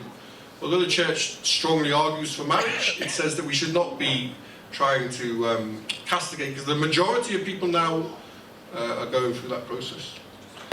The traditional's teaching on marriage were upheld, so he didn't change any of the teachings about marriage. But he said that the Church should not burden people with unrealistic expectations. And then especially our children. So we live in an age of hyper-sexuality, you could say, because of the media. We're surrounded by images all the time. And certainly our children now are being exposed on the internet, on their mobile phones, to not very pleasant things that are sort of, there's a real problem with this, certainly in the secular part of our culture, with the godless part of our culture, so that we should educate them that love and mutual self-giving needs to be promoted to counteract a culture that often commodifies, that makes and cheapens sexual experience. So we talk about, even in our schools, we see some of the children now are being exposed to things that we were never exposed to. So we want to protect childhood in a way. So they're the main points that Pope Francis has talked about in this. It's a very big document. I'd be very happy to go into it deeper at some point. I think I've only got 5 more minutes or something like that. Just shout if I'm talking too much. So just a little bit about my gratitude, I think, for Prashant and for the work of Essence. So when I arrived in Manchester 3 years ago, I realised to get the students who are religious in a university which is very secular. So what does secular mean? Originally Manchester University started because in order to go to Oxford or Cambridge, you had to be an Anglican. So Catholics and Jews at that time couldn't go to these universities. So there was a movement of founding universities in this country that were secular, that anyone could go to. That was free, learning was free, accessible to anybody, whatever creed you were in or whatever. So that was a good idea of secularity. But it's become something now that shuts, in the university, I think secularism now, certainly the authorities understand it, they're a bit frightened of religion. They don't really know how to cope with religion. And the religious students at university, it's a very global university now, are some of the most mature, some of the most motivated, some of the most creative students. So I'm trying to work with the university to get them to rethink a little bit their stereotypes of religion, which are very negative. But to see it as instead of being as something to be scared of, as something that can be very creative and important. So Prashant is an example of that for me. So our students came, sorry, I'm going to embarrass you now. Our students go and they 3 or 4 times a week, even 5 times a week sometimes, and they work with the homeless. They give food out to the homeless on the streets. So Prashant came one day and he set up a deal with Pret-a-Manger, and so through Prashant and his friends they bring sandwiches to the chaplaincy every Saturday, and then our students will go out on the streets and they will redistribute the sandwiches, and it's a great gratitude it's held with, received with.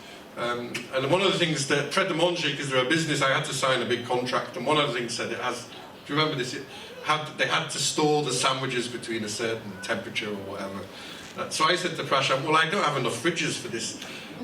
2 days later, he turned up with 2 fridges, so I was very...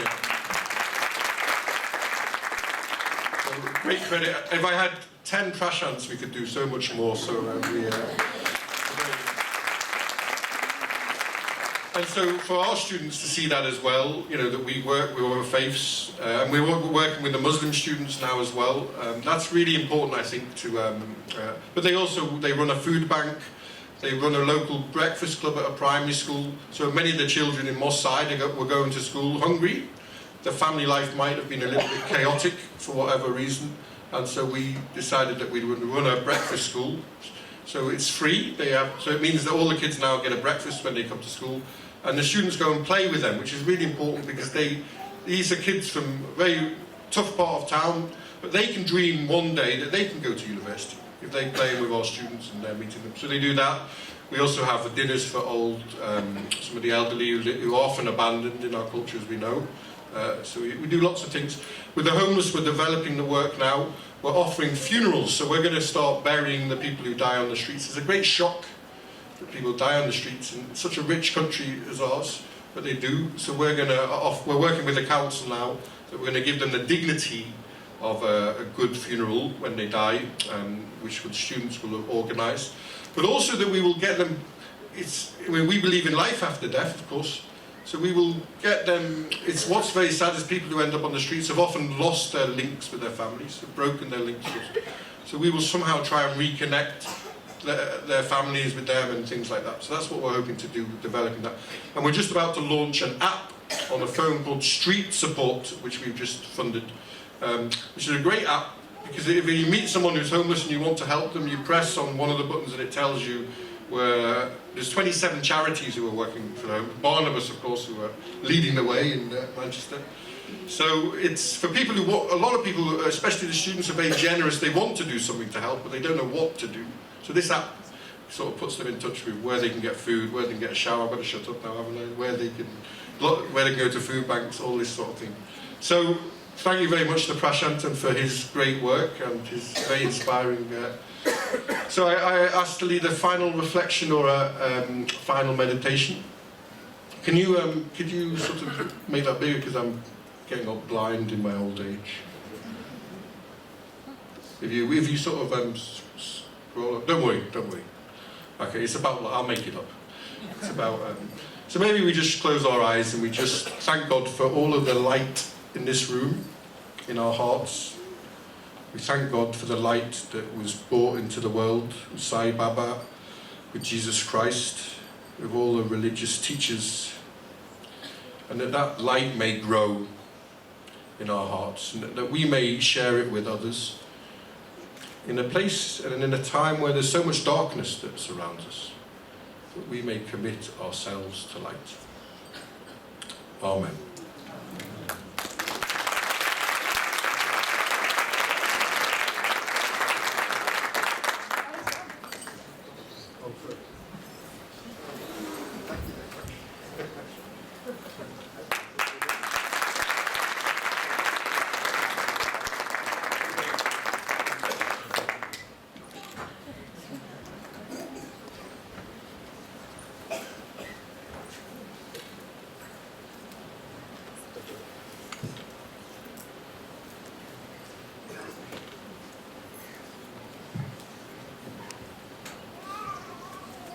Thank you, Reverend Tim Baran, for that lovely speech.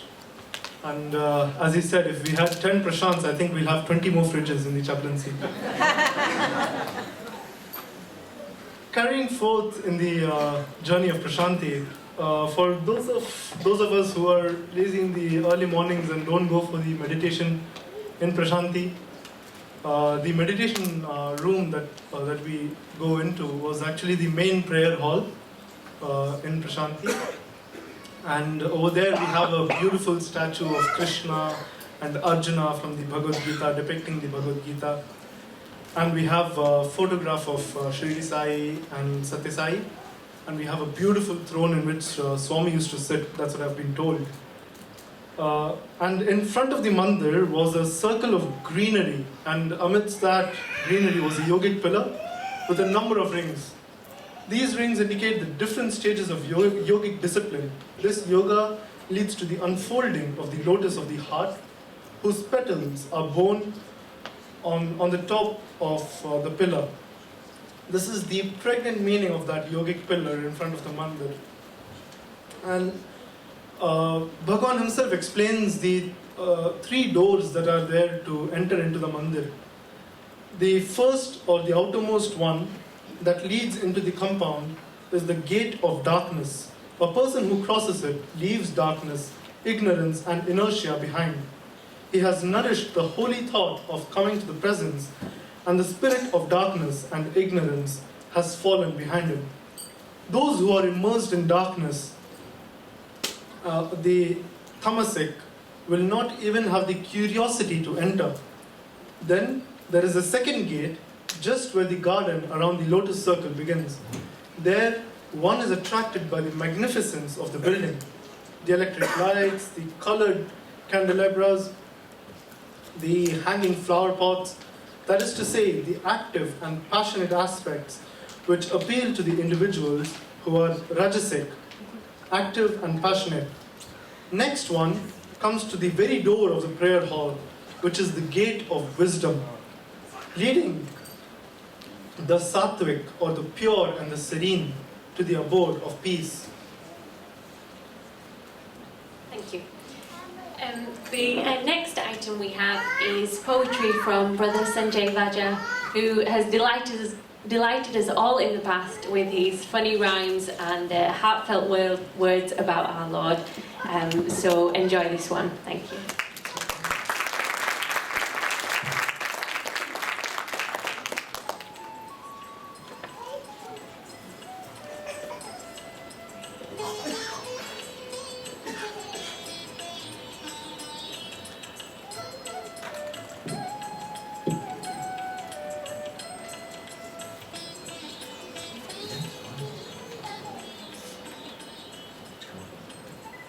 everyone. What a fantastic programme so far. I hope it's still going to be fantastic after this. Well, it will be after this, but for this short time, I don't know what will happen. So, this is a poem that I wrote a little while ago. Some of you may have seen versions of it before, but it keeps evolving a little bit.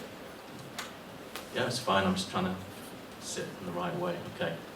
So, it started out one day. It was me it's a conversation with Swami.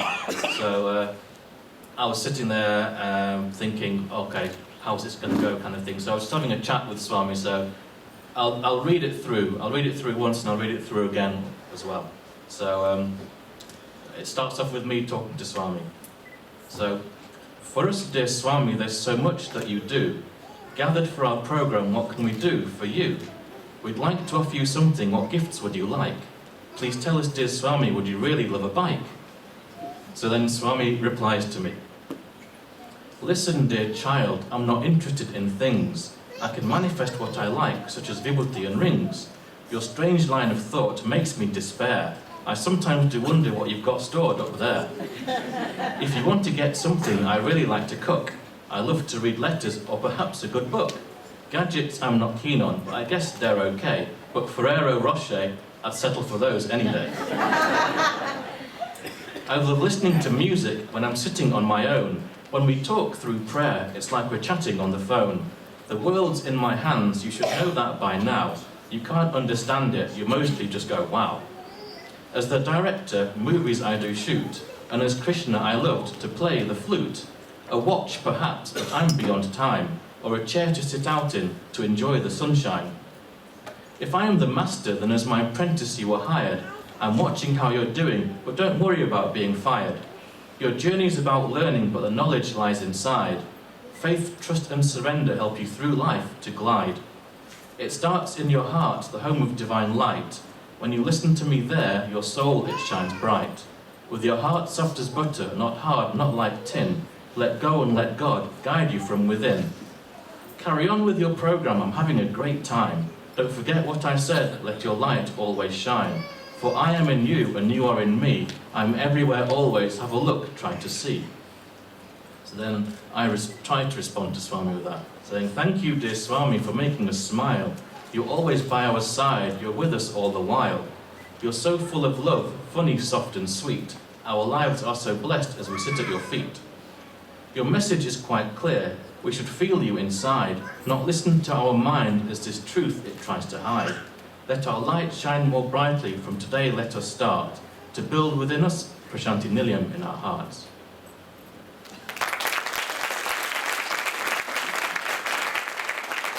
Okay, for this bit now, don't look at me. If you look at the screen instead, I'll read it again.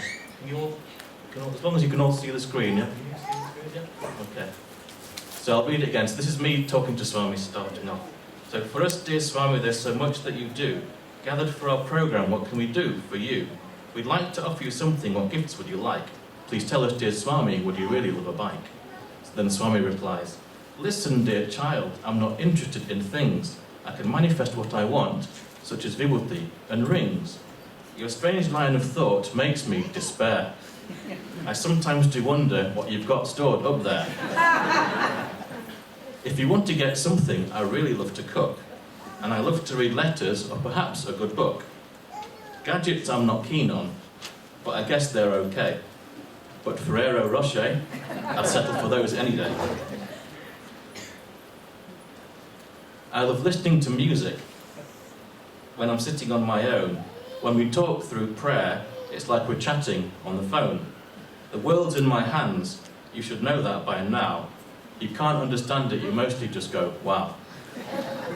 As the director, movies I do shoot, and as Krishna I loved to play the flute. A watch perhaps, but I'm beyond time, or a chair to sit out in to enjoy the sunshine. If I am the master, then as my apprentice you are hired. I'm watching how you're doing, but don't worry about being fired. Your journey's about learning, but the knowledge lies inside. Faith, trust and surrender help you through life to glide. It starts in your heart, the home of divine light. When you listen to me there, your soul it shines bright. With your heart soft as butter, not hard, not like tin. Let go and let God guide you from within. Carry on with your program, I'm having a great time. Don't forget what I said, let your light always shine. For I am in you and you are in me. I'm everywhere always, have a look, try to see. So then I end off by talking to Swami. Thank you, dear Swami, for making us smile. You're always by our side. You're with us all the while. You're so full of love, funny, soft and sweet. Our lives are so blessed as we sit at your feet. Your message is quite clear, we should feel you inside. Not listen to our mind, as is truth it tries to hide. Let our light shine more brightly, from today let us start, to build within us Prashanti Nilayam in our hearts.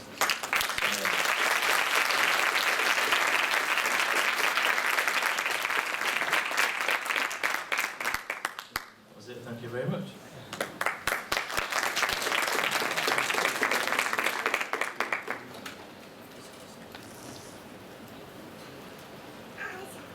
Thank you to Brother Sanjay for sharing his writing talents with us and making us all smile. Thank you.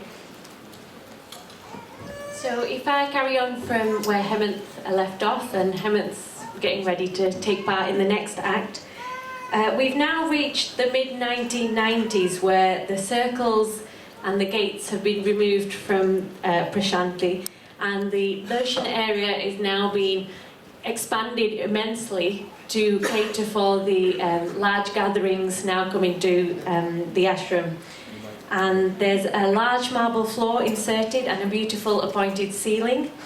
Now the mandir and the darshan area together occupy a space of about 100 meters squared, and that's the size of 2 American football fields placed side by side.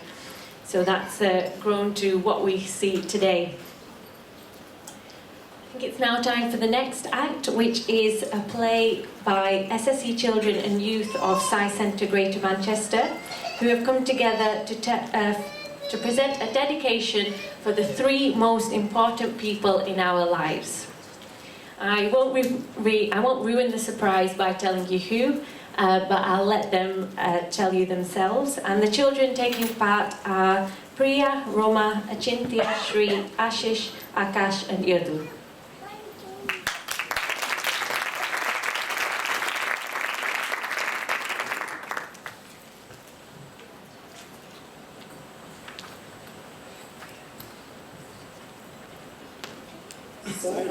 Uncles, aunties, brothers and sisters, we, the SSE children and youth of Sai Centre Greater Manchester, would like to present an offering to our beloved Mother Sai on this auspicious Mahasamadhi day. We welcome you all to this wonderful event and would like to present a small rendition to our Divine Mother Sai. There is one special person in our lives who sometimes we maybe take for granted. There is one special person who helps us when we cannot help ourselves. There is one person who will sacrifice anything and everything just for our happiness. Do you know who we are talking about? Mother. Let us show you a little video just to make sure you are right.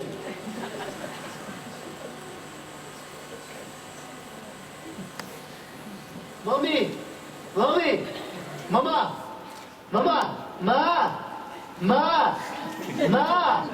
Mommy! Mommy! Mama! Mama! Mama! What? Hi. We, the SSE students and the youth of Sai Centre Greater Manchester, humbly present our 3 mothers. This performance is for our various mothers. We each have 3 mothers, and they are our physical mother, Mother Earth, and our Mother Sai. One of these mothers looks after us physically from the day we are born.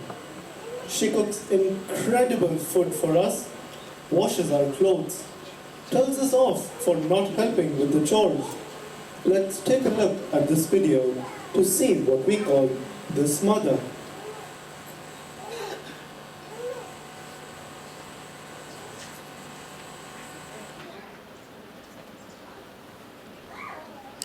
Mummy.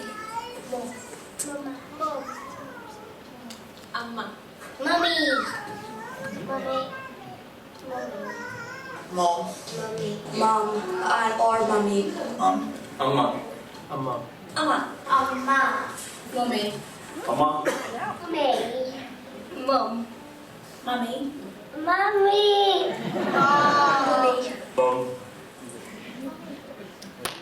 I am pretty sure I can see some smiles in the audience.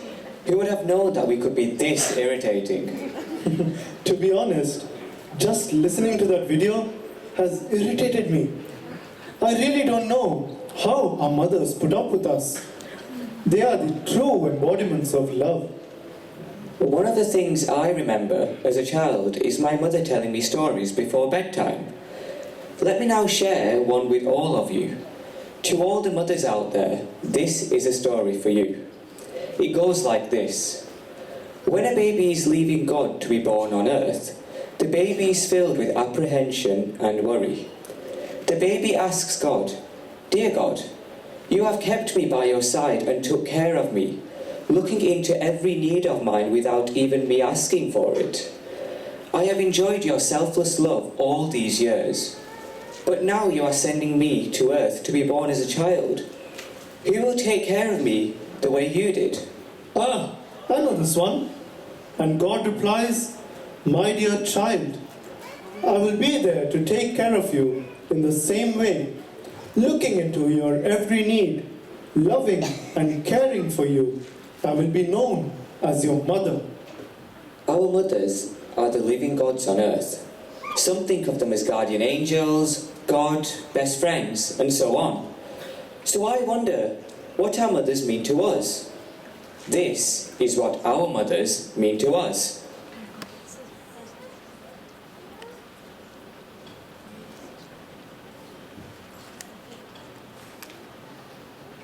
She's a very comforting person to speak to.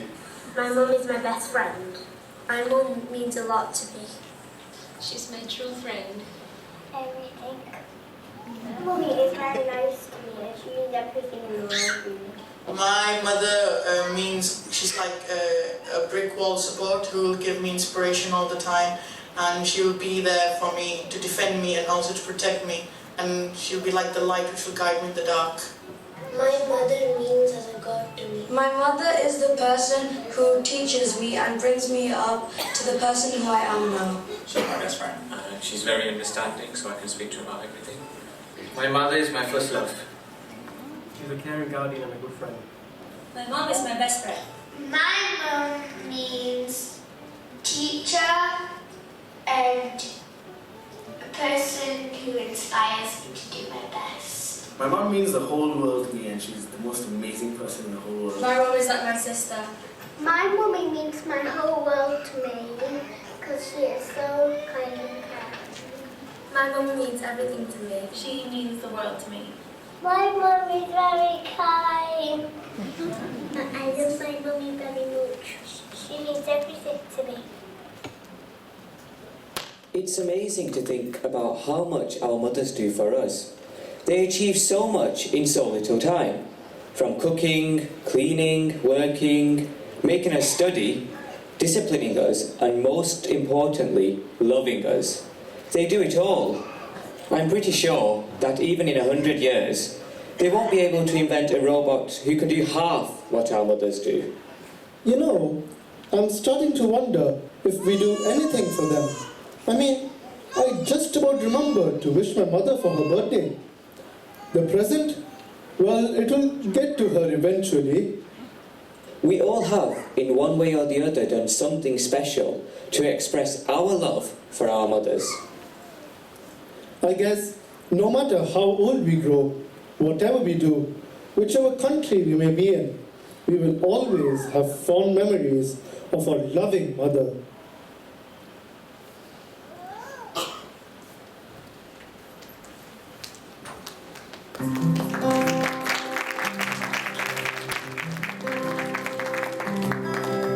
मैं कभी बतलाता नहीं, पर अंधेरे से डरता हूँ मैं माँ। यूँ तो मैं दिखलाता नहीं, तेरी परवाह करता हूँ मैं माँ। तुझे सब है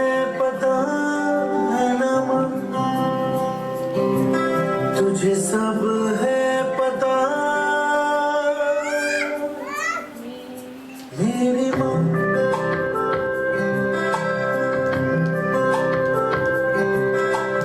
भीड़ में यूं न छोड़ो मुझे घर लौट के भी आना पाऊँ माँ भेजना इतना दूर मुझको तू याद भी तुझको आना पाऊँ माँ क्या इतना बुरा हूँ मैं माँ क्या इतना बुरा मेरी माँ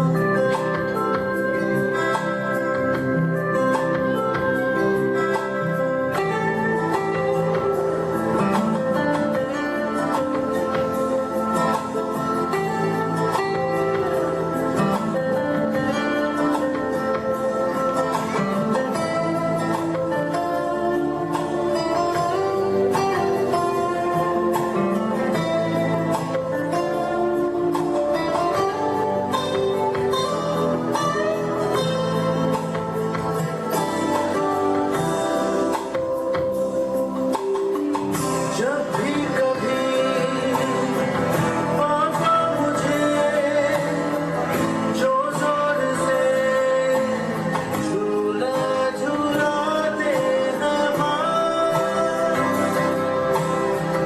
मेरी नजर ढूंढे तुझे सोचूं यही तू आके थामेगी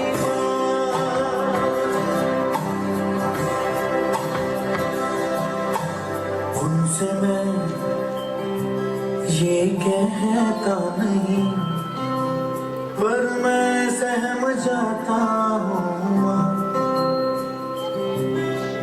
चेहरे पे आने देता नहीं दिल ही दिल में घबराता हूँ माँ तुझे सब है पता है ना माँ तुझे सब है पता मेरी माँ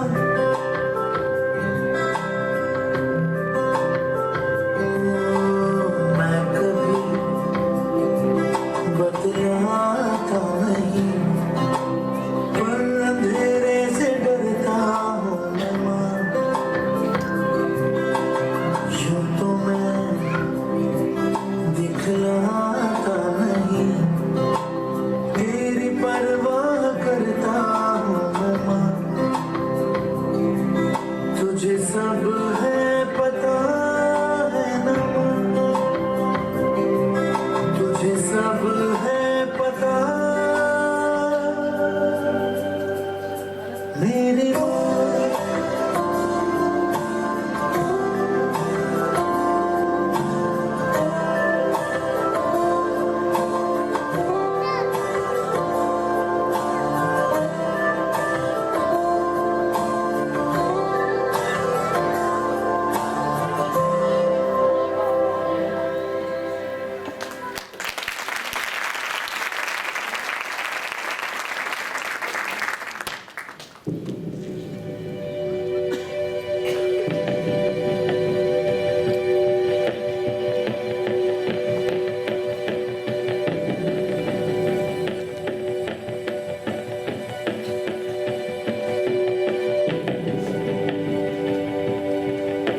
Every year, over 900 million trees are cut down.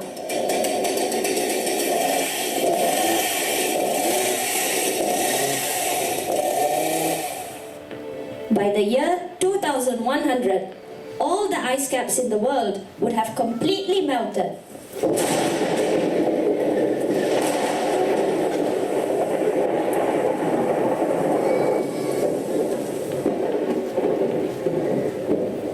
Tons of harmful chemical waste is thrown onto me every second, and this is harming everything from plants to animals.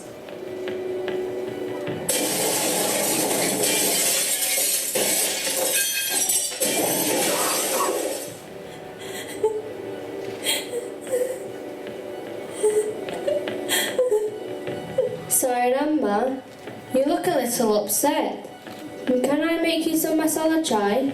Let's have a little chat. Thank you, my dear child. I am Mother Earth. I couldn't help but have a little eavesdrop on this Mahasamadhi event. So much love for your physical mothers. But what about me? Am I not the creator of all? Instead, you pollute the lands, abuse many of the creations to make bags and shoes. And let's not get onto talking about greenhouse gases. I just can't help but feel a little dejected. Oh no, Mother, please don't cry. It hurts me to see you in tears. Over the years, there have been many sages, leaders, and common people who have been spreading messages to keep you as beautiful as ever. Trust me. Don't lie. Of course they haven't. Do I look like I'm being looked after? Please do not cry. Have some more masala chai. Priya, get Mother Earth a tissue to dry her tears. Mother Earth, let me tell you about some of these great people. First, let's meet Lord Buddha.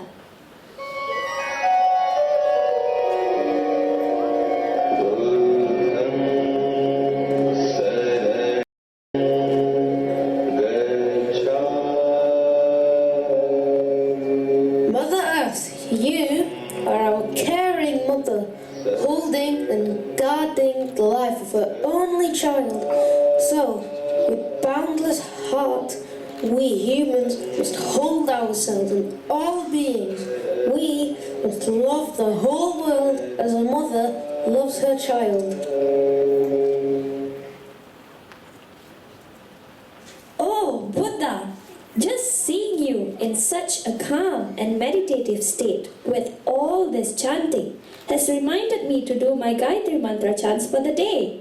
I need to add them to the WhatsApp group. But thank you so much for spreading such a wonderful message. Yes, Mother Earth. Next, let's see what Mother Isharama, who was the mother of our beloved Lord Sai, has said.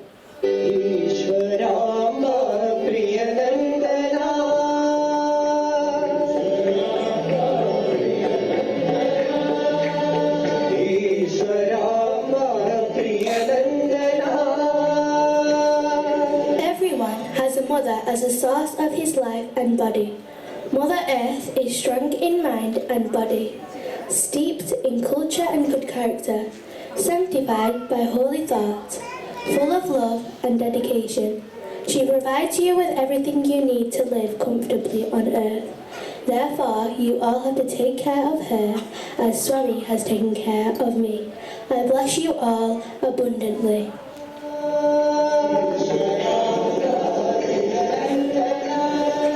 That is so true.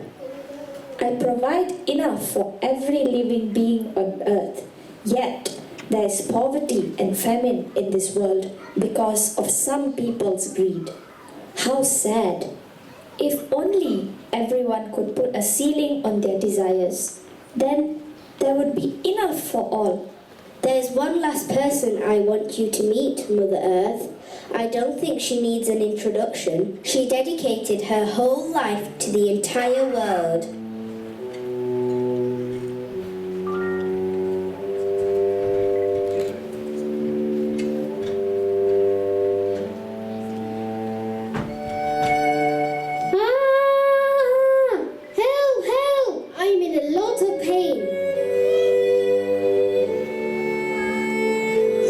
Let me help you.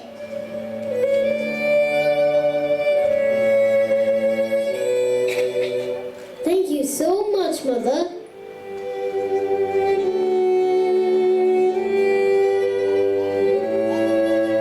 I am Mother Teresa, and this is my message to all of you. In this life, we cannot do great things. We can only do small things with great love. Therefore, we should all serve our beloved Mother Earth with lots and lots of love.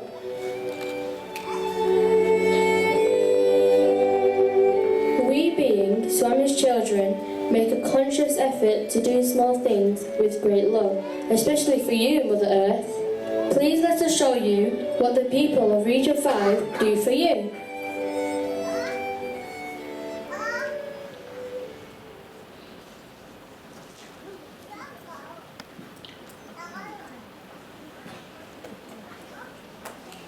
I do not litter.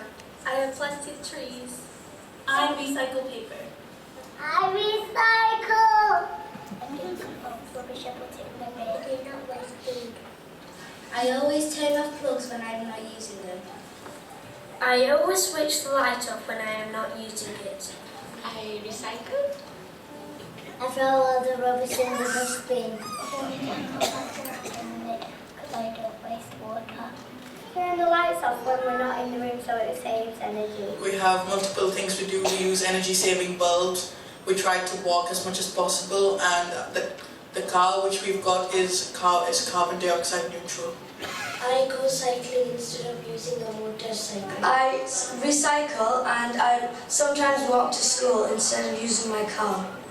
I take short showers so that I save water and still smell nice. I limit my water use. I do not litter. When I'm outside and I see some litter, then I tend to pick it up and put it in the nearest bin. I reduce, reuse and recycle. I try to walk a bit more so then the pollution is a bit less. Oh, my dear children, I am so glad that I met you today. I am so pleased. At such a young age, you and your friends are doing so much for me. Although these are little things, it is done with great love. I truly appreciate it, and I love you all for taking care of me. And you have reminded me of what so many great people have said. Thank you, and thank you for this masala chai. I am sure your mother taught you the recipe. Anyway, children, I must take leave now. I have an important appointment to go to. Sure, Mother Earth, and remember that we are always thinking and taking care of you. Bye-bye, Mother Earth.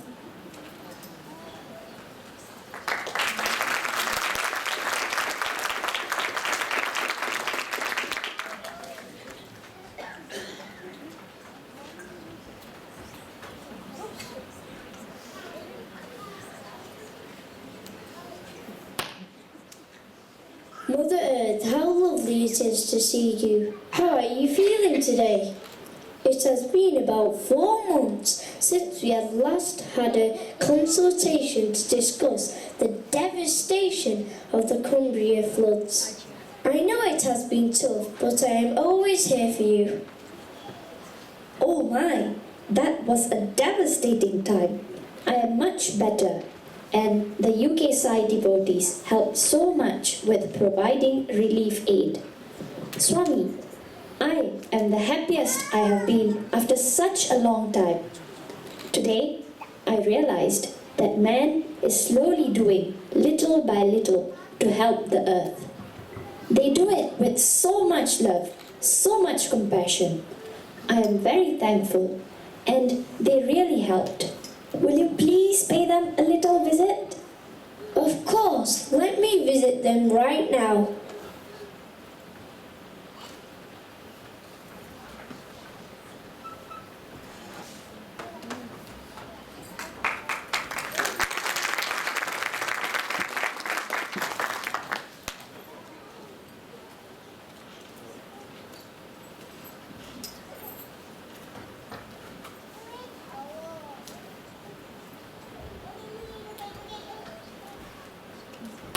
My dearest children, I hear that you have put a smile on Mother Earth's face. What joy it gives me seeing your love pour out for your physical mothers and Mother Earth. Love all beings, that is enough. Service springs out of love and it scatters love in profusion. Keep forever serving. Dearest Swami, how blessed we are to be in your presence. We thank you for all your love and support. We strive to be the perfect instruments for you. Yes, Swami, exactly.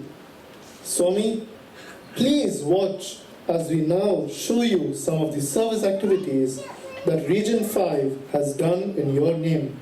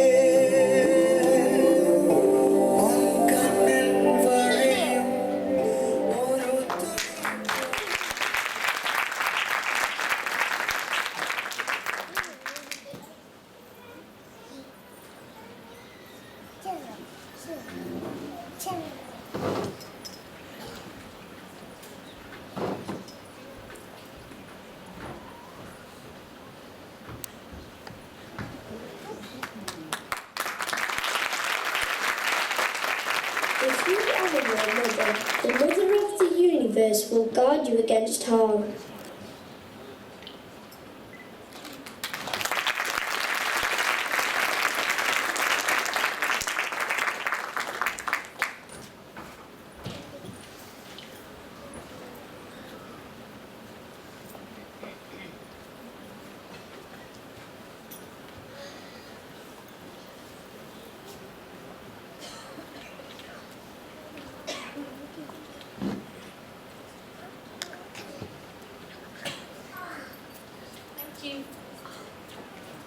Thank you to the children, SSE children and youth of Great Manchester for a wonderful performance and inspiring presentation. Thank you. A healthy healthy environment is necessary for human and animal life to survive. Drinkable water, breathable air and edible food are some of the resources that are necessary for life to continue. Swami says man has the rare good fortune of adoring nature as the body of God, and any injury caused to it is a sacrilege. Going on to our last stage in our Prashanti journey, and Swami has spoken on the significance of the main gate or the Gopuram to the ashram.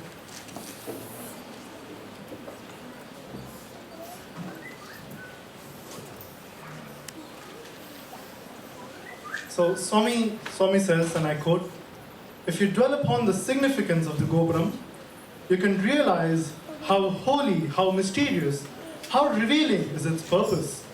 The Gopuram beckons to wayfarers who have lost their way and who wander away from truth. O ye mortals, blinded by the fog of physical attachments and self-aggrandizing urges, overcome by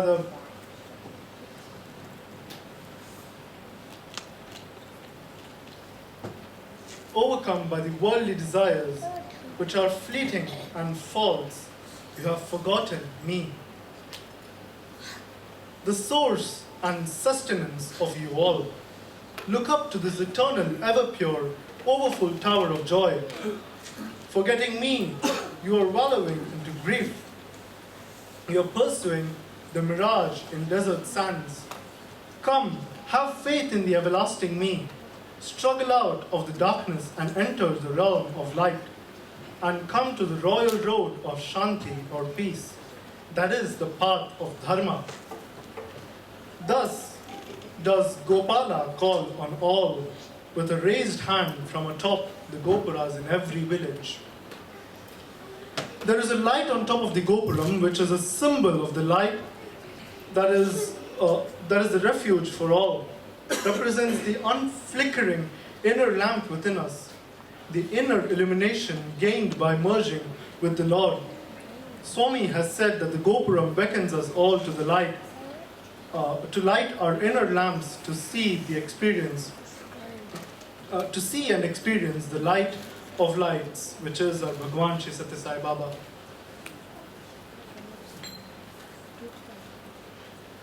So as Hemant mentioned earlier, the Prashanti Mandir has been the scene of countless transformations of character and salvaging of souls.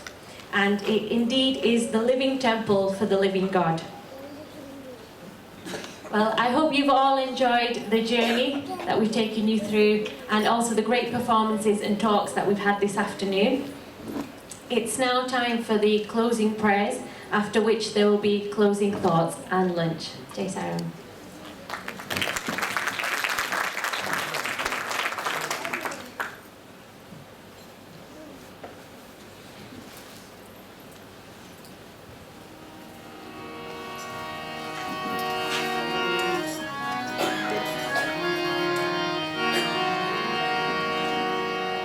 Saai Sa, Mere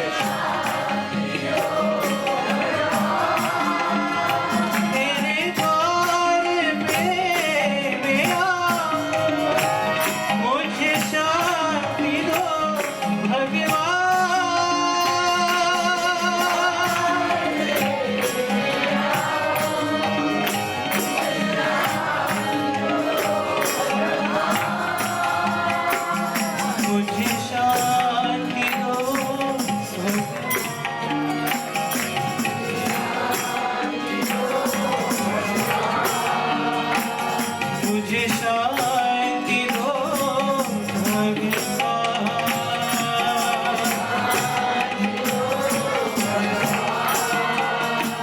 मेरे जीवन में आते रहो आई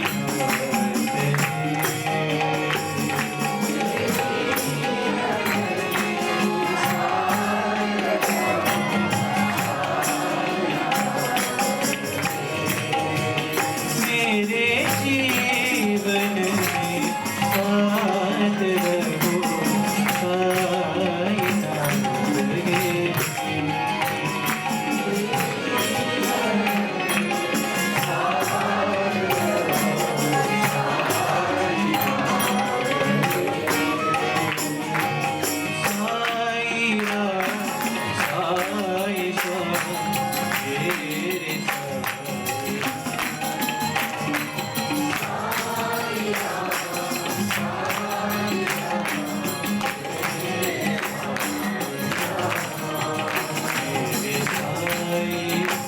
मेरे बाबा मेरे प्राणनाथ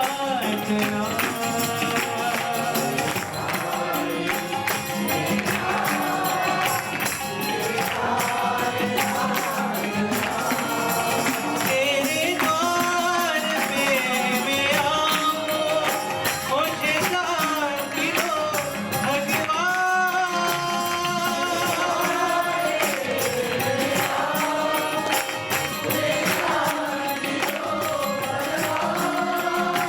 मुझे शांति दो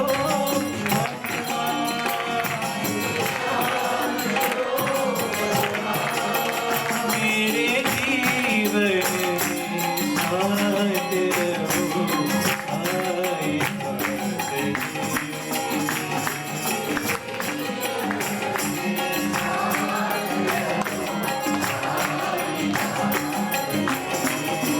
मेरे जीवन में साथ रहो आई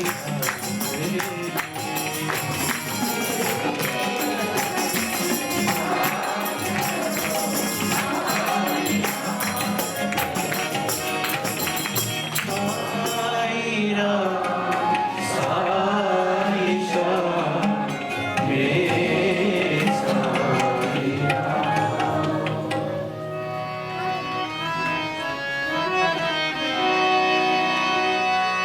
अखिल जगत के दाता साई,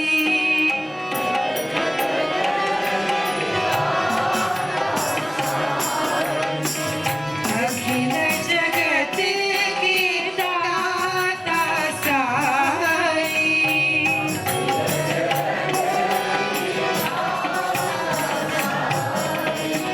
शिरडी निवासी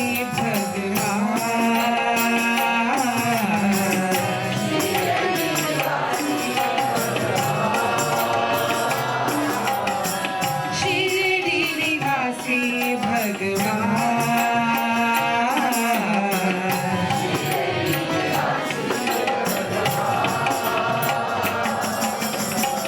दर्शन दो भगवान साई,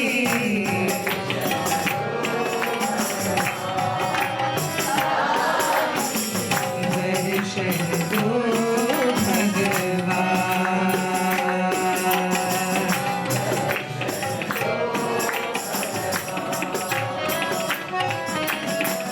कलिमल भंजन परम दयागन,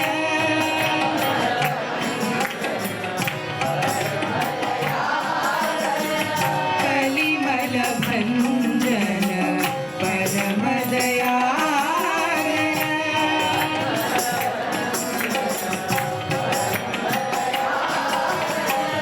करुणानिधे श्रीनिवासा,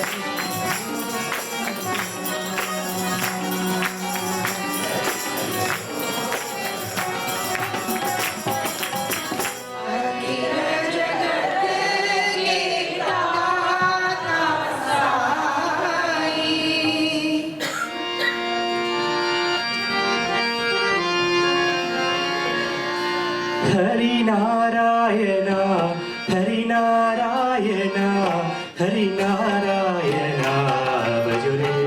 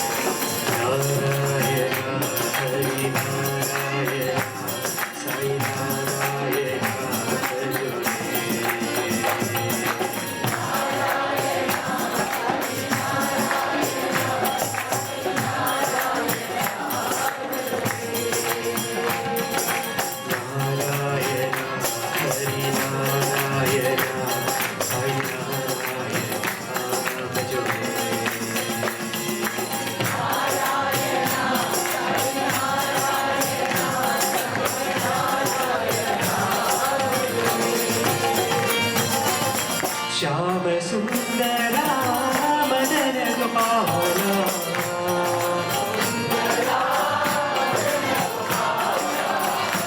सचिदानंदा साई गोपाला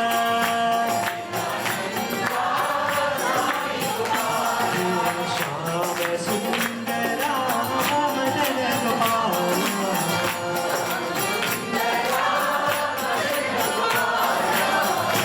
सचिदानंदा साई गोपाला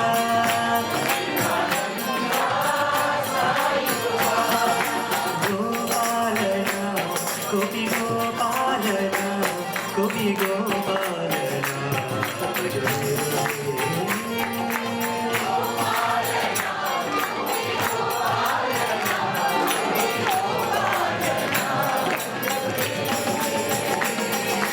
गोपालना गोपी गोपालना गोपी गोपालना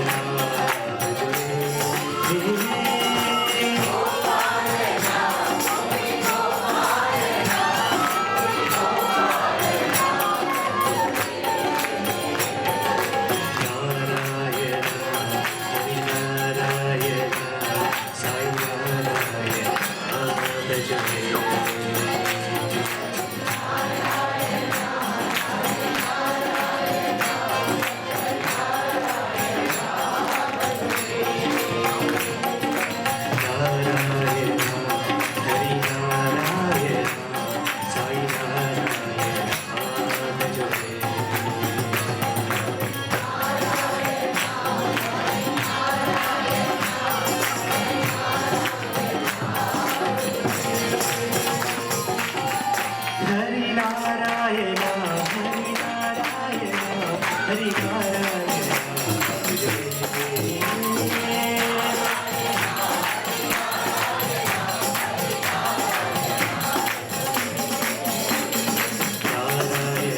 Hari Narayana, Sai Narayana,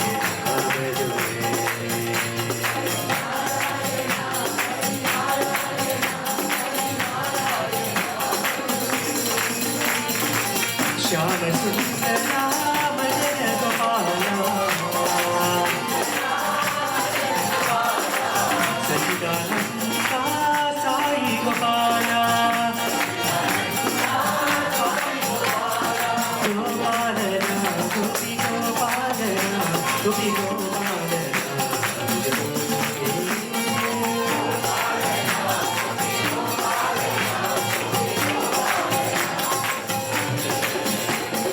Narayana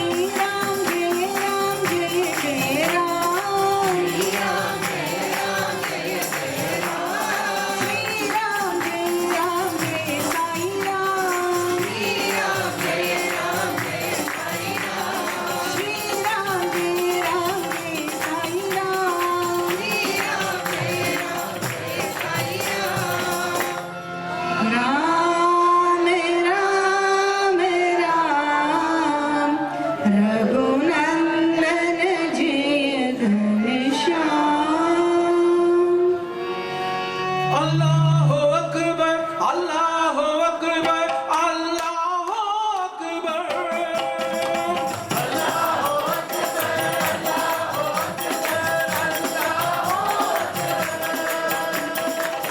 अल्लाहु अकबर अल्लाहु अकबर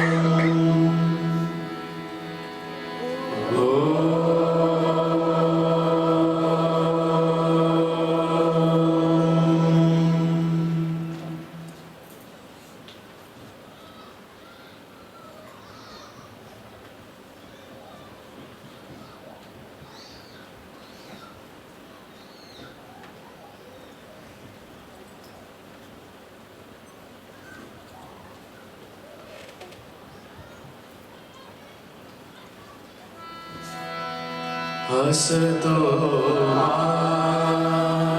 सकमया तमसो मा ज्योतिर्गमया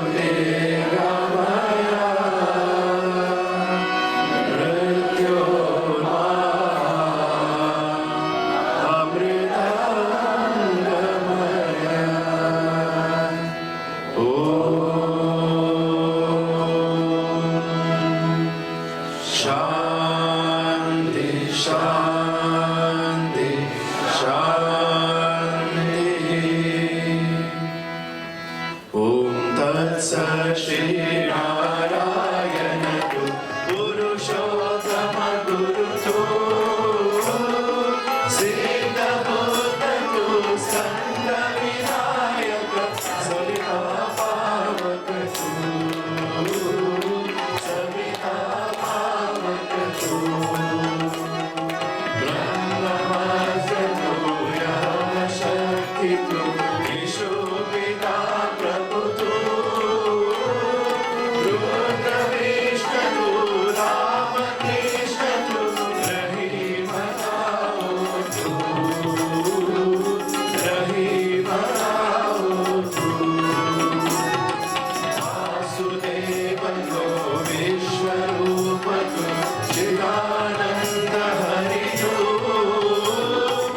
Advitiya Tu Akala Nirbhaya Atmalinga Shiva Tu Atmalinga Shiva Tu Atmalinga Shiva Tu Om Jai Jagadish Hare Swami Satya Sai Hare Bhakta Jana Samrakshaka Bhakta Jana Samrakshaka Bhakti Maheshwara Om Jai Jagadish Hare Shashi Vandana Shri Kara Sarva Pranapate Swami Sarva Pranapate Ashita Kalpaladika Ashita Kalpaladika Avadhanava Om Jai Jagadish Hare Mata Pita Gurudeva Mariyadayu Nive Swami Mariyadayu Nive Naga Brahma Jagannath Naga Brahma Jagannath Nagendra Shayana Om Jai Jagadish Hare Omkara Rupa Jasvi Sai Mahadeva Satya Sai Mahadeva Mangala Arati Anduku Mangala Arati Anduku Mandala Giritare Om Jai Jagadish Hare Narayana Narayana Om Satya Narayana Narayana Narayana Om Narayana Narayana Om Satya Narayana Narayana Om Satya Narayana Narayana Om Jai Sadguru Deva Narayana Narayana Om Satya Narayana Narayana Narayana Om Narayana Narayana Om Satya Narayana Narayana Om Satya Narayana Narayana Om Jai Sadguru Deva Narayana Narayana Om Satya Narayana Narayana Narayana Om Narayana Narayana Om Satya Narayana Narayana Om Satya Narayana Narayana Om Jai Sadguru Deva Om Shanti Shanti Shanti Samasta Loka Sukhino Bhavantu Samasta Loka Sukhino Bhavantu Samasta Loka Sukhino Bhavantu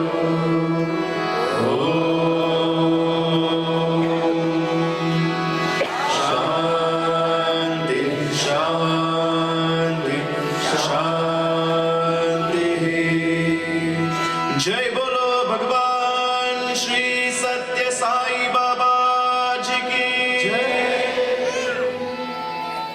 Paramam Pavitram Baba Vibhuti Paramam Vichitram Leela Vibhuti Paramartha Ishtartha Moksha Pradhanam Baba Vibhuti Idhamashrayam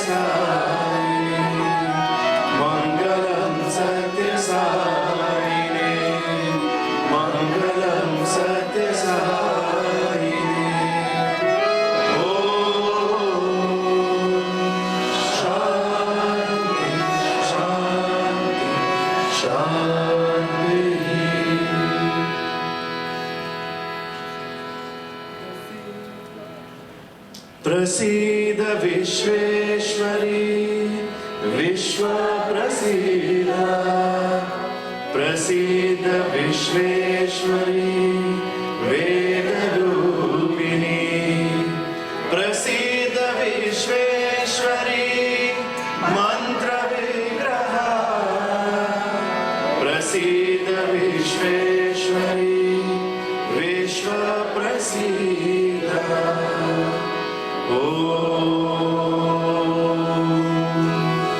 शांति शांति शांति ब्रह्मार्पणं ब्रह्महवे ब्रह्माग्नौ ब्रह्मणाहुतं ब्रह्मैव तेन गन्तव्यं ब्रह्मकर्म समाधिनः वैश्वानरो भूत्वा प्राणिनां देहमाश्रितः प्राणापानसमायुक्तः पचाम्यन्नं चतुर्विधम् ॐ शान्ति शान्ति शान्तिः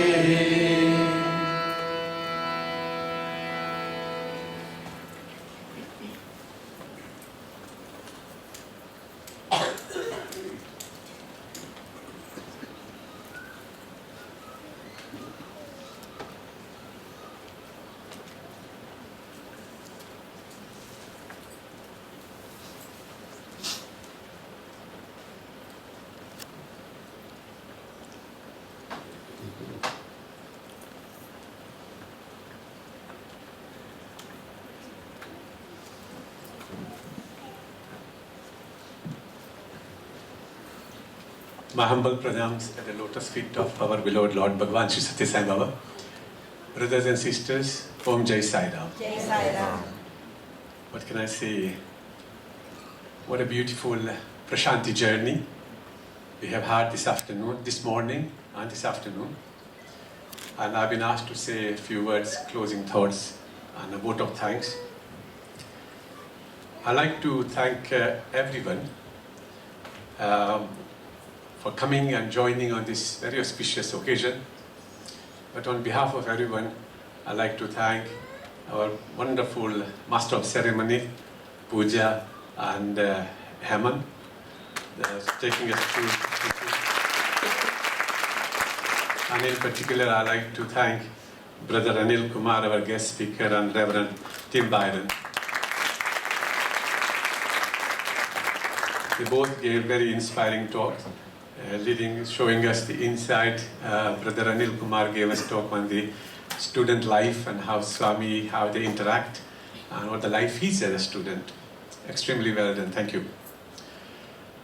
Our SSC children did extremely well, I felt. They depicted the message of Swami, teachings of Swami, such a wonderful way, and showed us how we should lead our lives as well. So a very big thank you to all the children. They did extremely well. And our in-house poet, Sanjay Vaja, always does his best. Very humorous. And we are extremely blessed to have some of the best bhajan singers and musicians in the whole nation. I mean, the performance they gave, dedicated to Swami, just transformed this place and took us into Prashanti Nilav itself. Thank you very much indeed for all the bhajans. And as soon as you kind of step into the hall, when you see this display here, you are almost there in Prashanti Nilav. Ketan and Vishal from Bolton, they have amazing imagination and creativity. They always come up with something new and different, and we are always looking forward to the stage altar they do. And today again, they have done a magnificent job. Thank you very much. And as always, Tara Ben and Champak Bail, they take the lead take the lead in, or making sure that Mahaprasad is prepared properly, nicely, and they get all the volunteers, they gather themselves, and we don't even have to bother asking them, well, how are you going to do it? They just take on board and they deliver it. So Taraben and Champak Bhai, they probably are in the kitchen somewhere, I think. But thank you very much. And of course, my brother Ashok Singh, he's been a local coordinator here for getting the event together. Thank you very much. And I really thank Swami for giving us a very talented, active regional chair, Dr. Vijay Anand. He's a consultant. He's a consultant. We all know how doctors' lives are. Very busy. And yet he always makes time available for all science activities. And he's a very inspiring bloke. You know, he really inspires everyone. And thank you very much.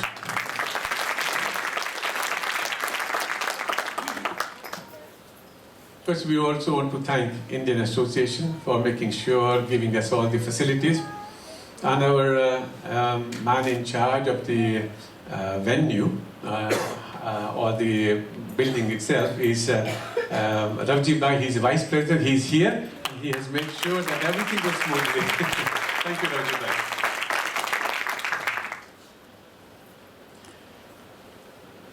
And in case I have forgotten anyone, I really want to thank everyone. Do forgive me if I have missed somebody, but thanks to everybody. Now, today is a Mahasamadhi day, and I know a lot of people feel a bit sad because 5 years ago, Swami left his physical body and took Mahasamadhi. So it's natural that we feel a little bit pain, but we should look at it from another perspective. That Swami hasn't left. He's more accessible than ever. He's everywhere. He's always been everywhere. But because we are human beings and we see him walking, talking in a physical frame, so our minds and ourselves are tuned to just that physical form. When he's there, he's there. When he's not, he's gone in the room. We feel, oh, we are on our own, he's gone. And we especially go to Puttaparthi for his darshans. But if we really realize that he has always been with us, and now, from the Mahasamadhi day, we have to, it's a great opportunity for us to have that link, that bond with Swami. That Swami is in front of us, he's behind us, he's inside us, he's everywhere. He's omnipresent, omniscient. No more those days, disappointing days, you know, when you made effort to go to Puttaparthi, and then you come back and say, oh, Swami didn't take my letter. Swami didn't give me Charan Sparsh, Swami didn't give me interview, all those things gone. He is present all the time, every moment. All you need to do is pray and say, Swami, please appear in front of me. He's there, he's listening to you. He's planning everything for you, protecting you. And especially after Mahasamadhi, like many of you, I have had several experiences of Swami, and I feel much closer to him than ever.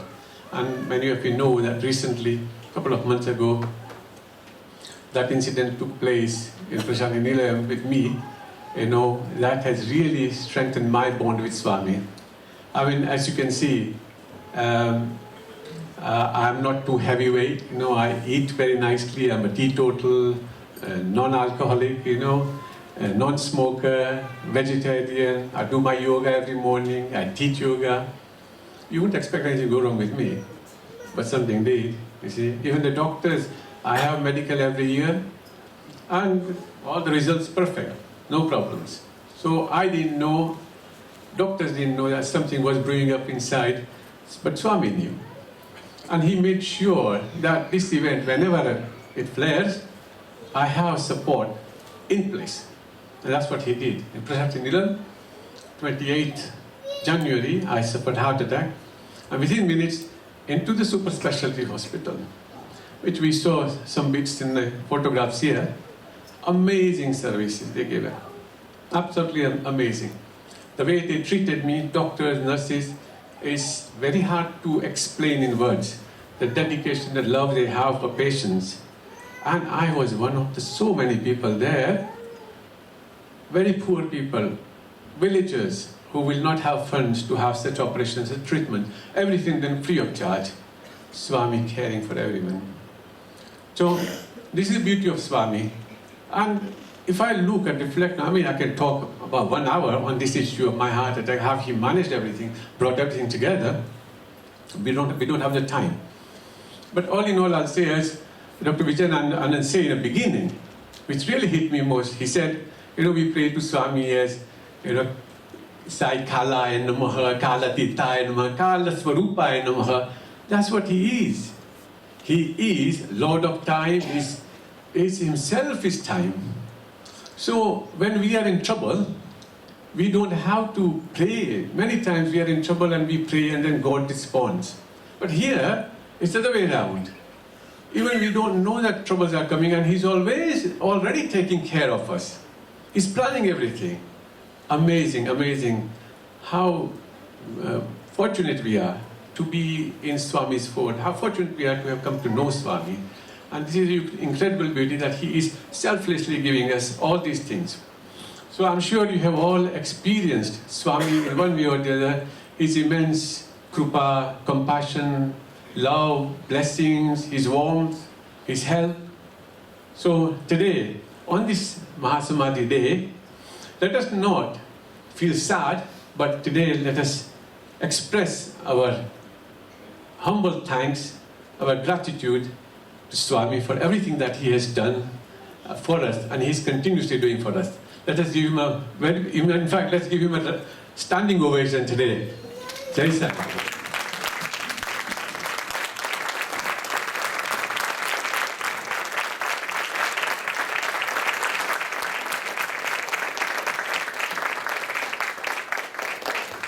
Thank you very much. May God bless you. Before you go, there's Mahaprasad there waiting for you. And also, you can also do some seva for us as well. All these chairs need piling up here. Okay, so those who can, thank you. I'll give it to Dr. Vijayana. Thank you, Saidam. Thank you very much, Bharat Bhai, for those wonderful closing thoughts. I was not standing there for compliments, by the way.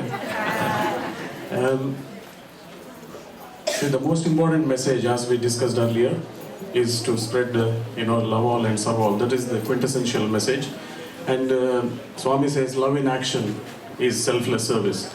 So today we have volunteers from Barnabas, the local charity which supports refugees, and they do a wonderful job.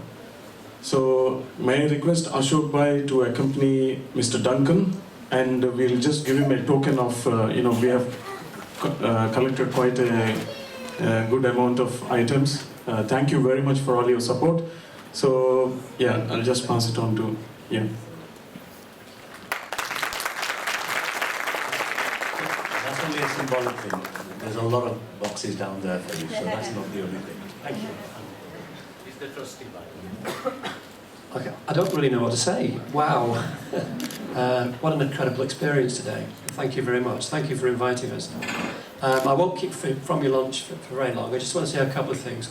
First of all, what's come across to me very strongly today is how important it is to you to show the love of God to everybody. And I think that's right, isn't it? That's key to your belief system. It's certainly key to what we are at Barnabas. We believe that our ministry is about showing the love of Jesus Christ to those people who are less fortunate than ourselves. Okay? That is not discriminating against any gender, sexual orientation, race, colour, creed, religion, anything. Anybody, everybody is God's child, and we believe in serving all humanity. Okay? We do that by our drop-in centre where we serve hot food during the day. We have showering facilities, we provide them clean clothes, we give them sleeping bags. We also do, we have a medical suite now where they can go. It's very difficult if you're destitute, by the way, if you don't have an address to get a doctor's appointment. I'm sure that you know that. So we have a prescribing nurse now in our medical suite so they can go along and get medical attention and be referred on. But also, when you talk about love, one thing I wanted to say today, the main thing about love to me is listening, showing respect. All right, to somebody, and that is very often by just sitting down, putting your arm around them, and saying, tell me what your problems are, talk to me about your life. And that's what we do as well. We have a support office, we have support workers, and and they're multilingual as well, because we have many different, obviously, issues in Manchester, particularly with Eastern European languages right now. And those support workers are there to help people to get beyond the situation they are at that time. So we help them with finding accommodation, we help them with all sorts of issues in the legal system, about getting benefits, etc. And getting off, obviously, very often have abuse problems in terms of drugs and drink, etc. So that's what we're about. We're about showing the love of Jesus. And you know what, I'll end on by just saying one of the stories that Jesus told was about when God takes us to heaven, he's going to separate us into two parts. And he's going to say that to one place, he said, thank you, because when I was destitute, you fed me, you clothed me, you listened to me, etc. And the parable also says that his disciples and his followers said, well, what do you mean by, we never saw you destitute, we never saw you in difficulties, we never fed you, we never clothed you when you were naked. And God will say to us, every time you do an act of kindness and love to somebody less fortunate than yourselves, you do it for me. That's all I do. Oh, by the way, thank you so much. Just to say thank you so much for your donations. Thank you.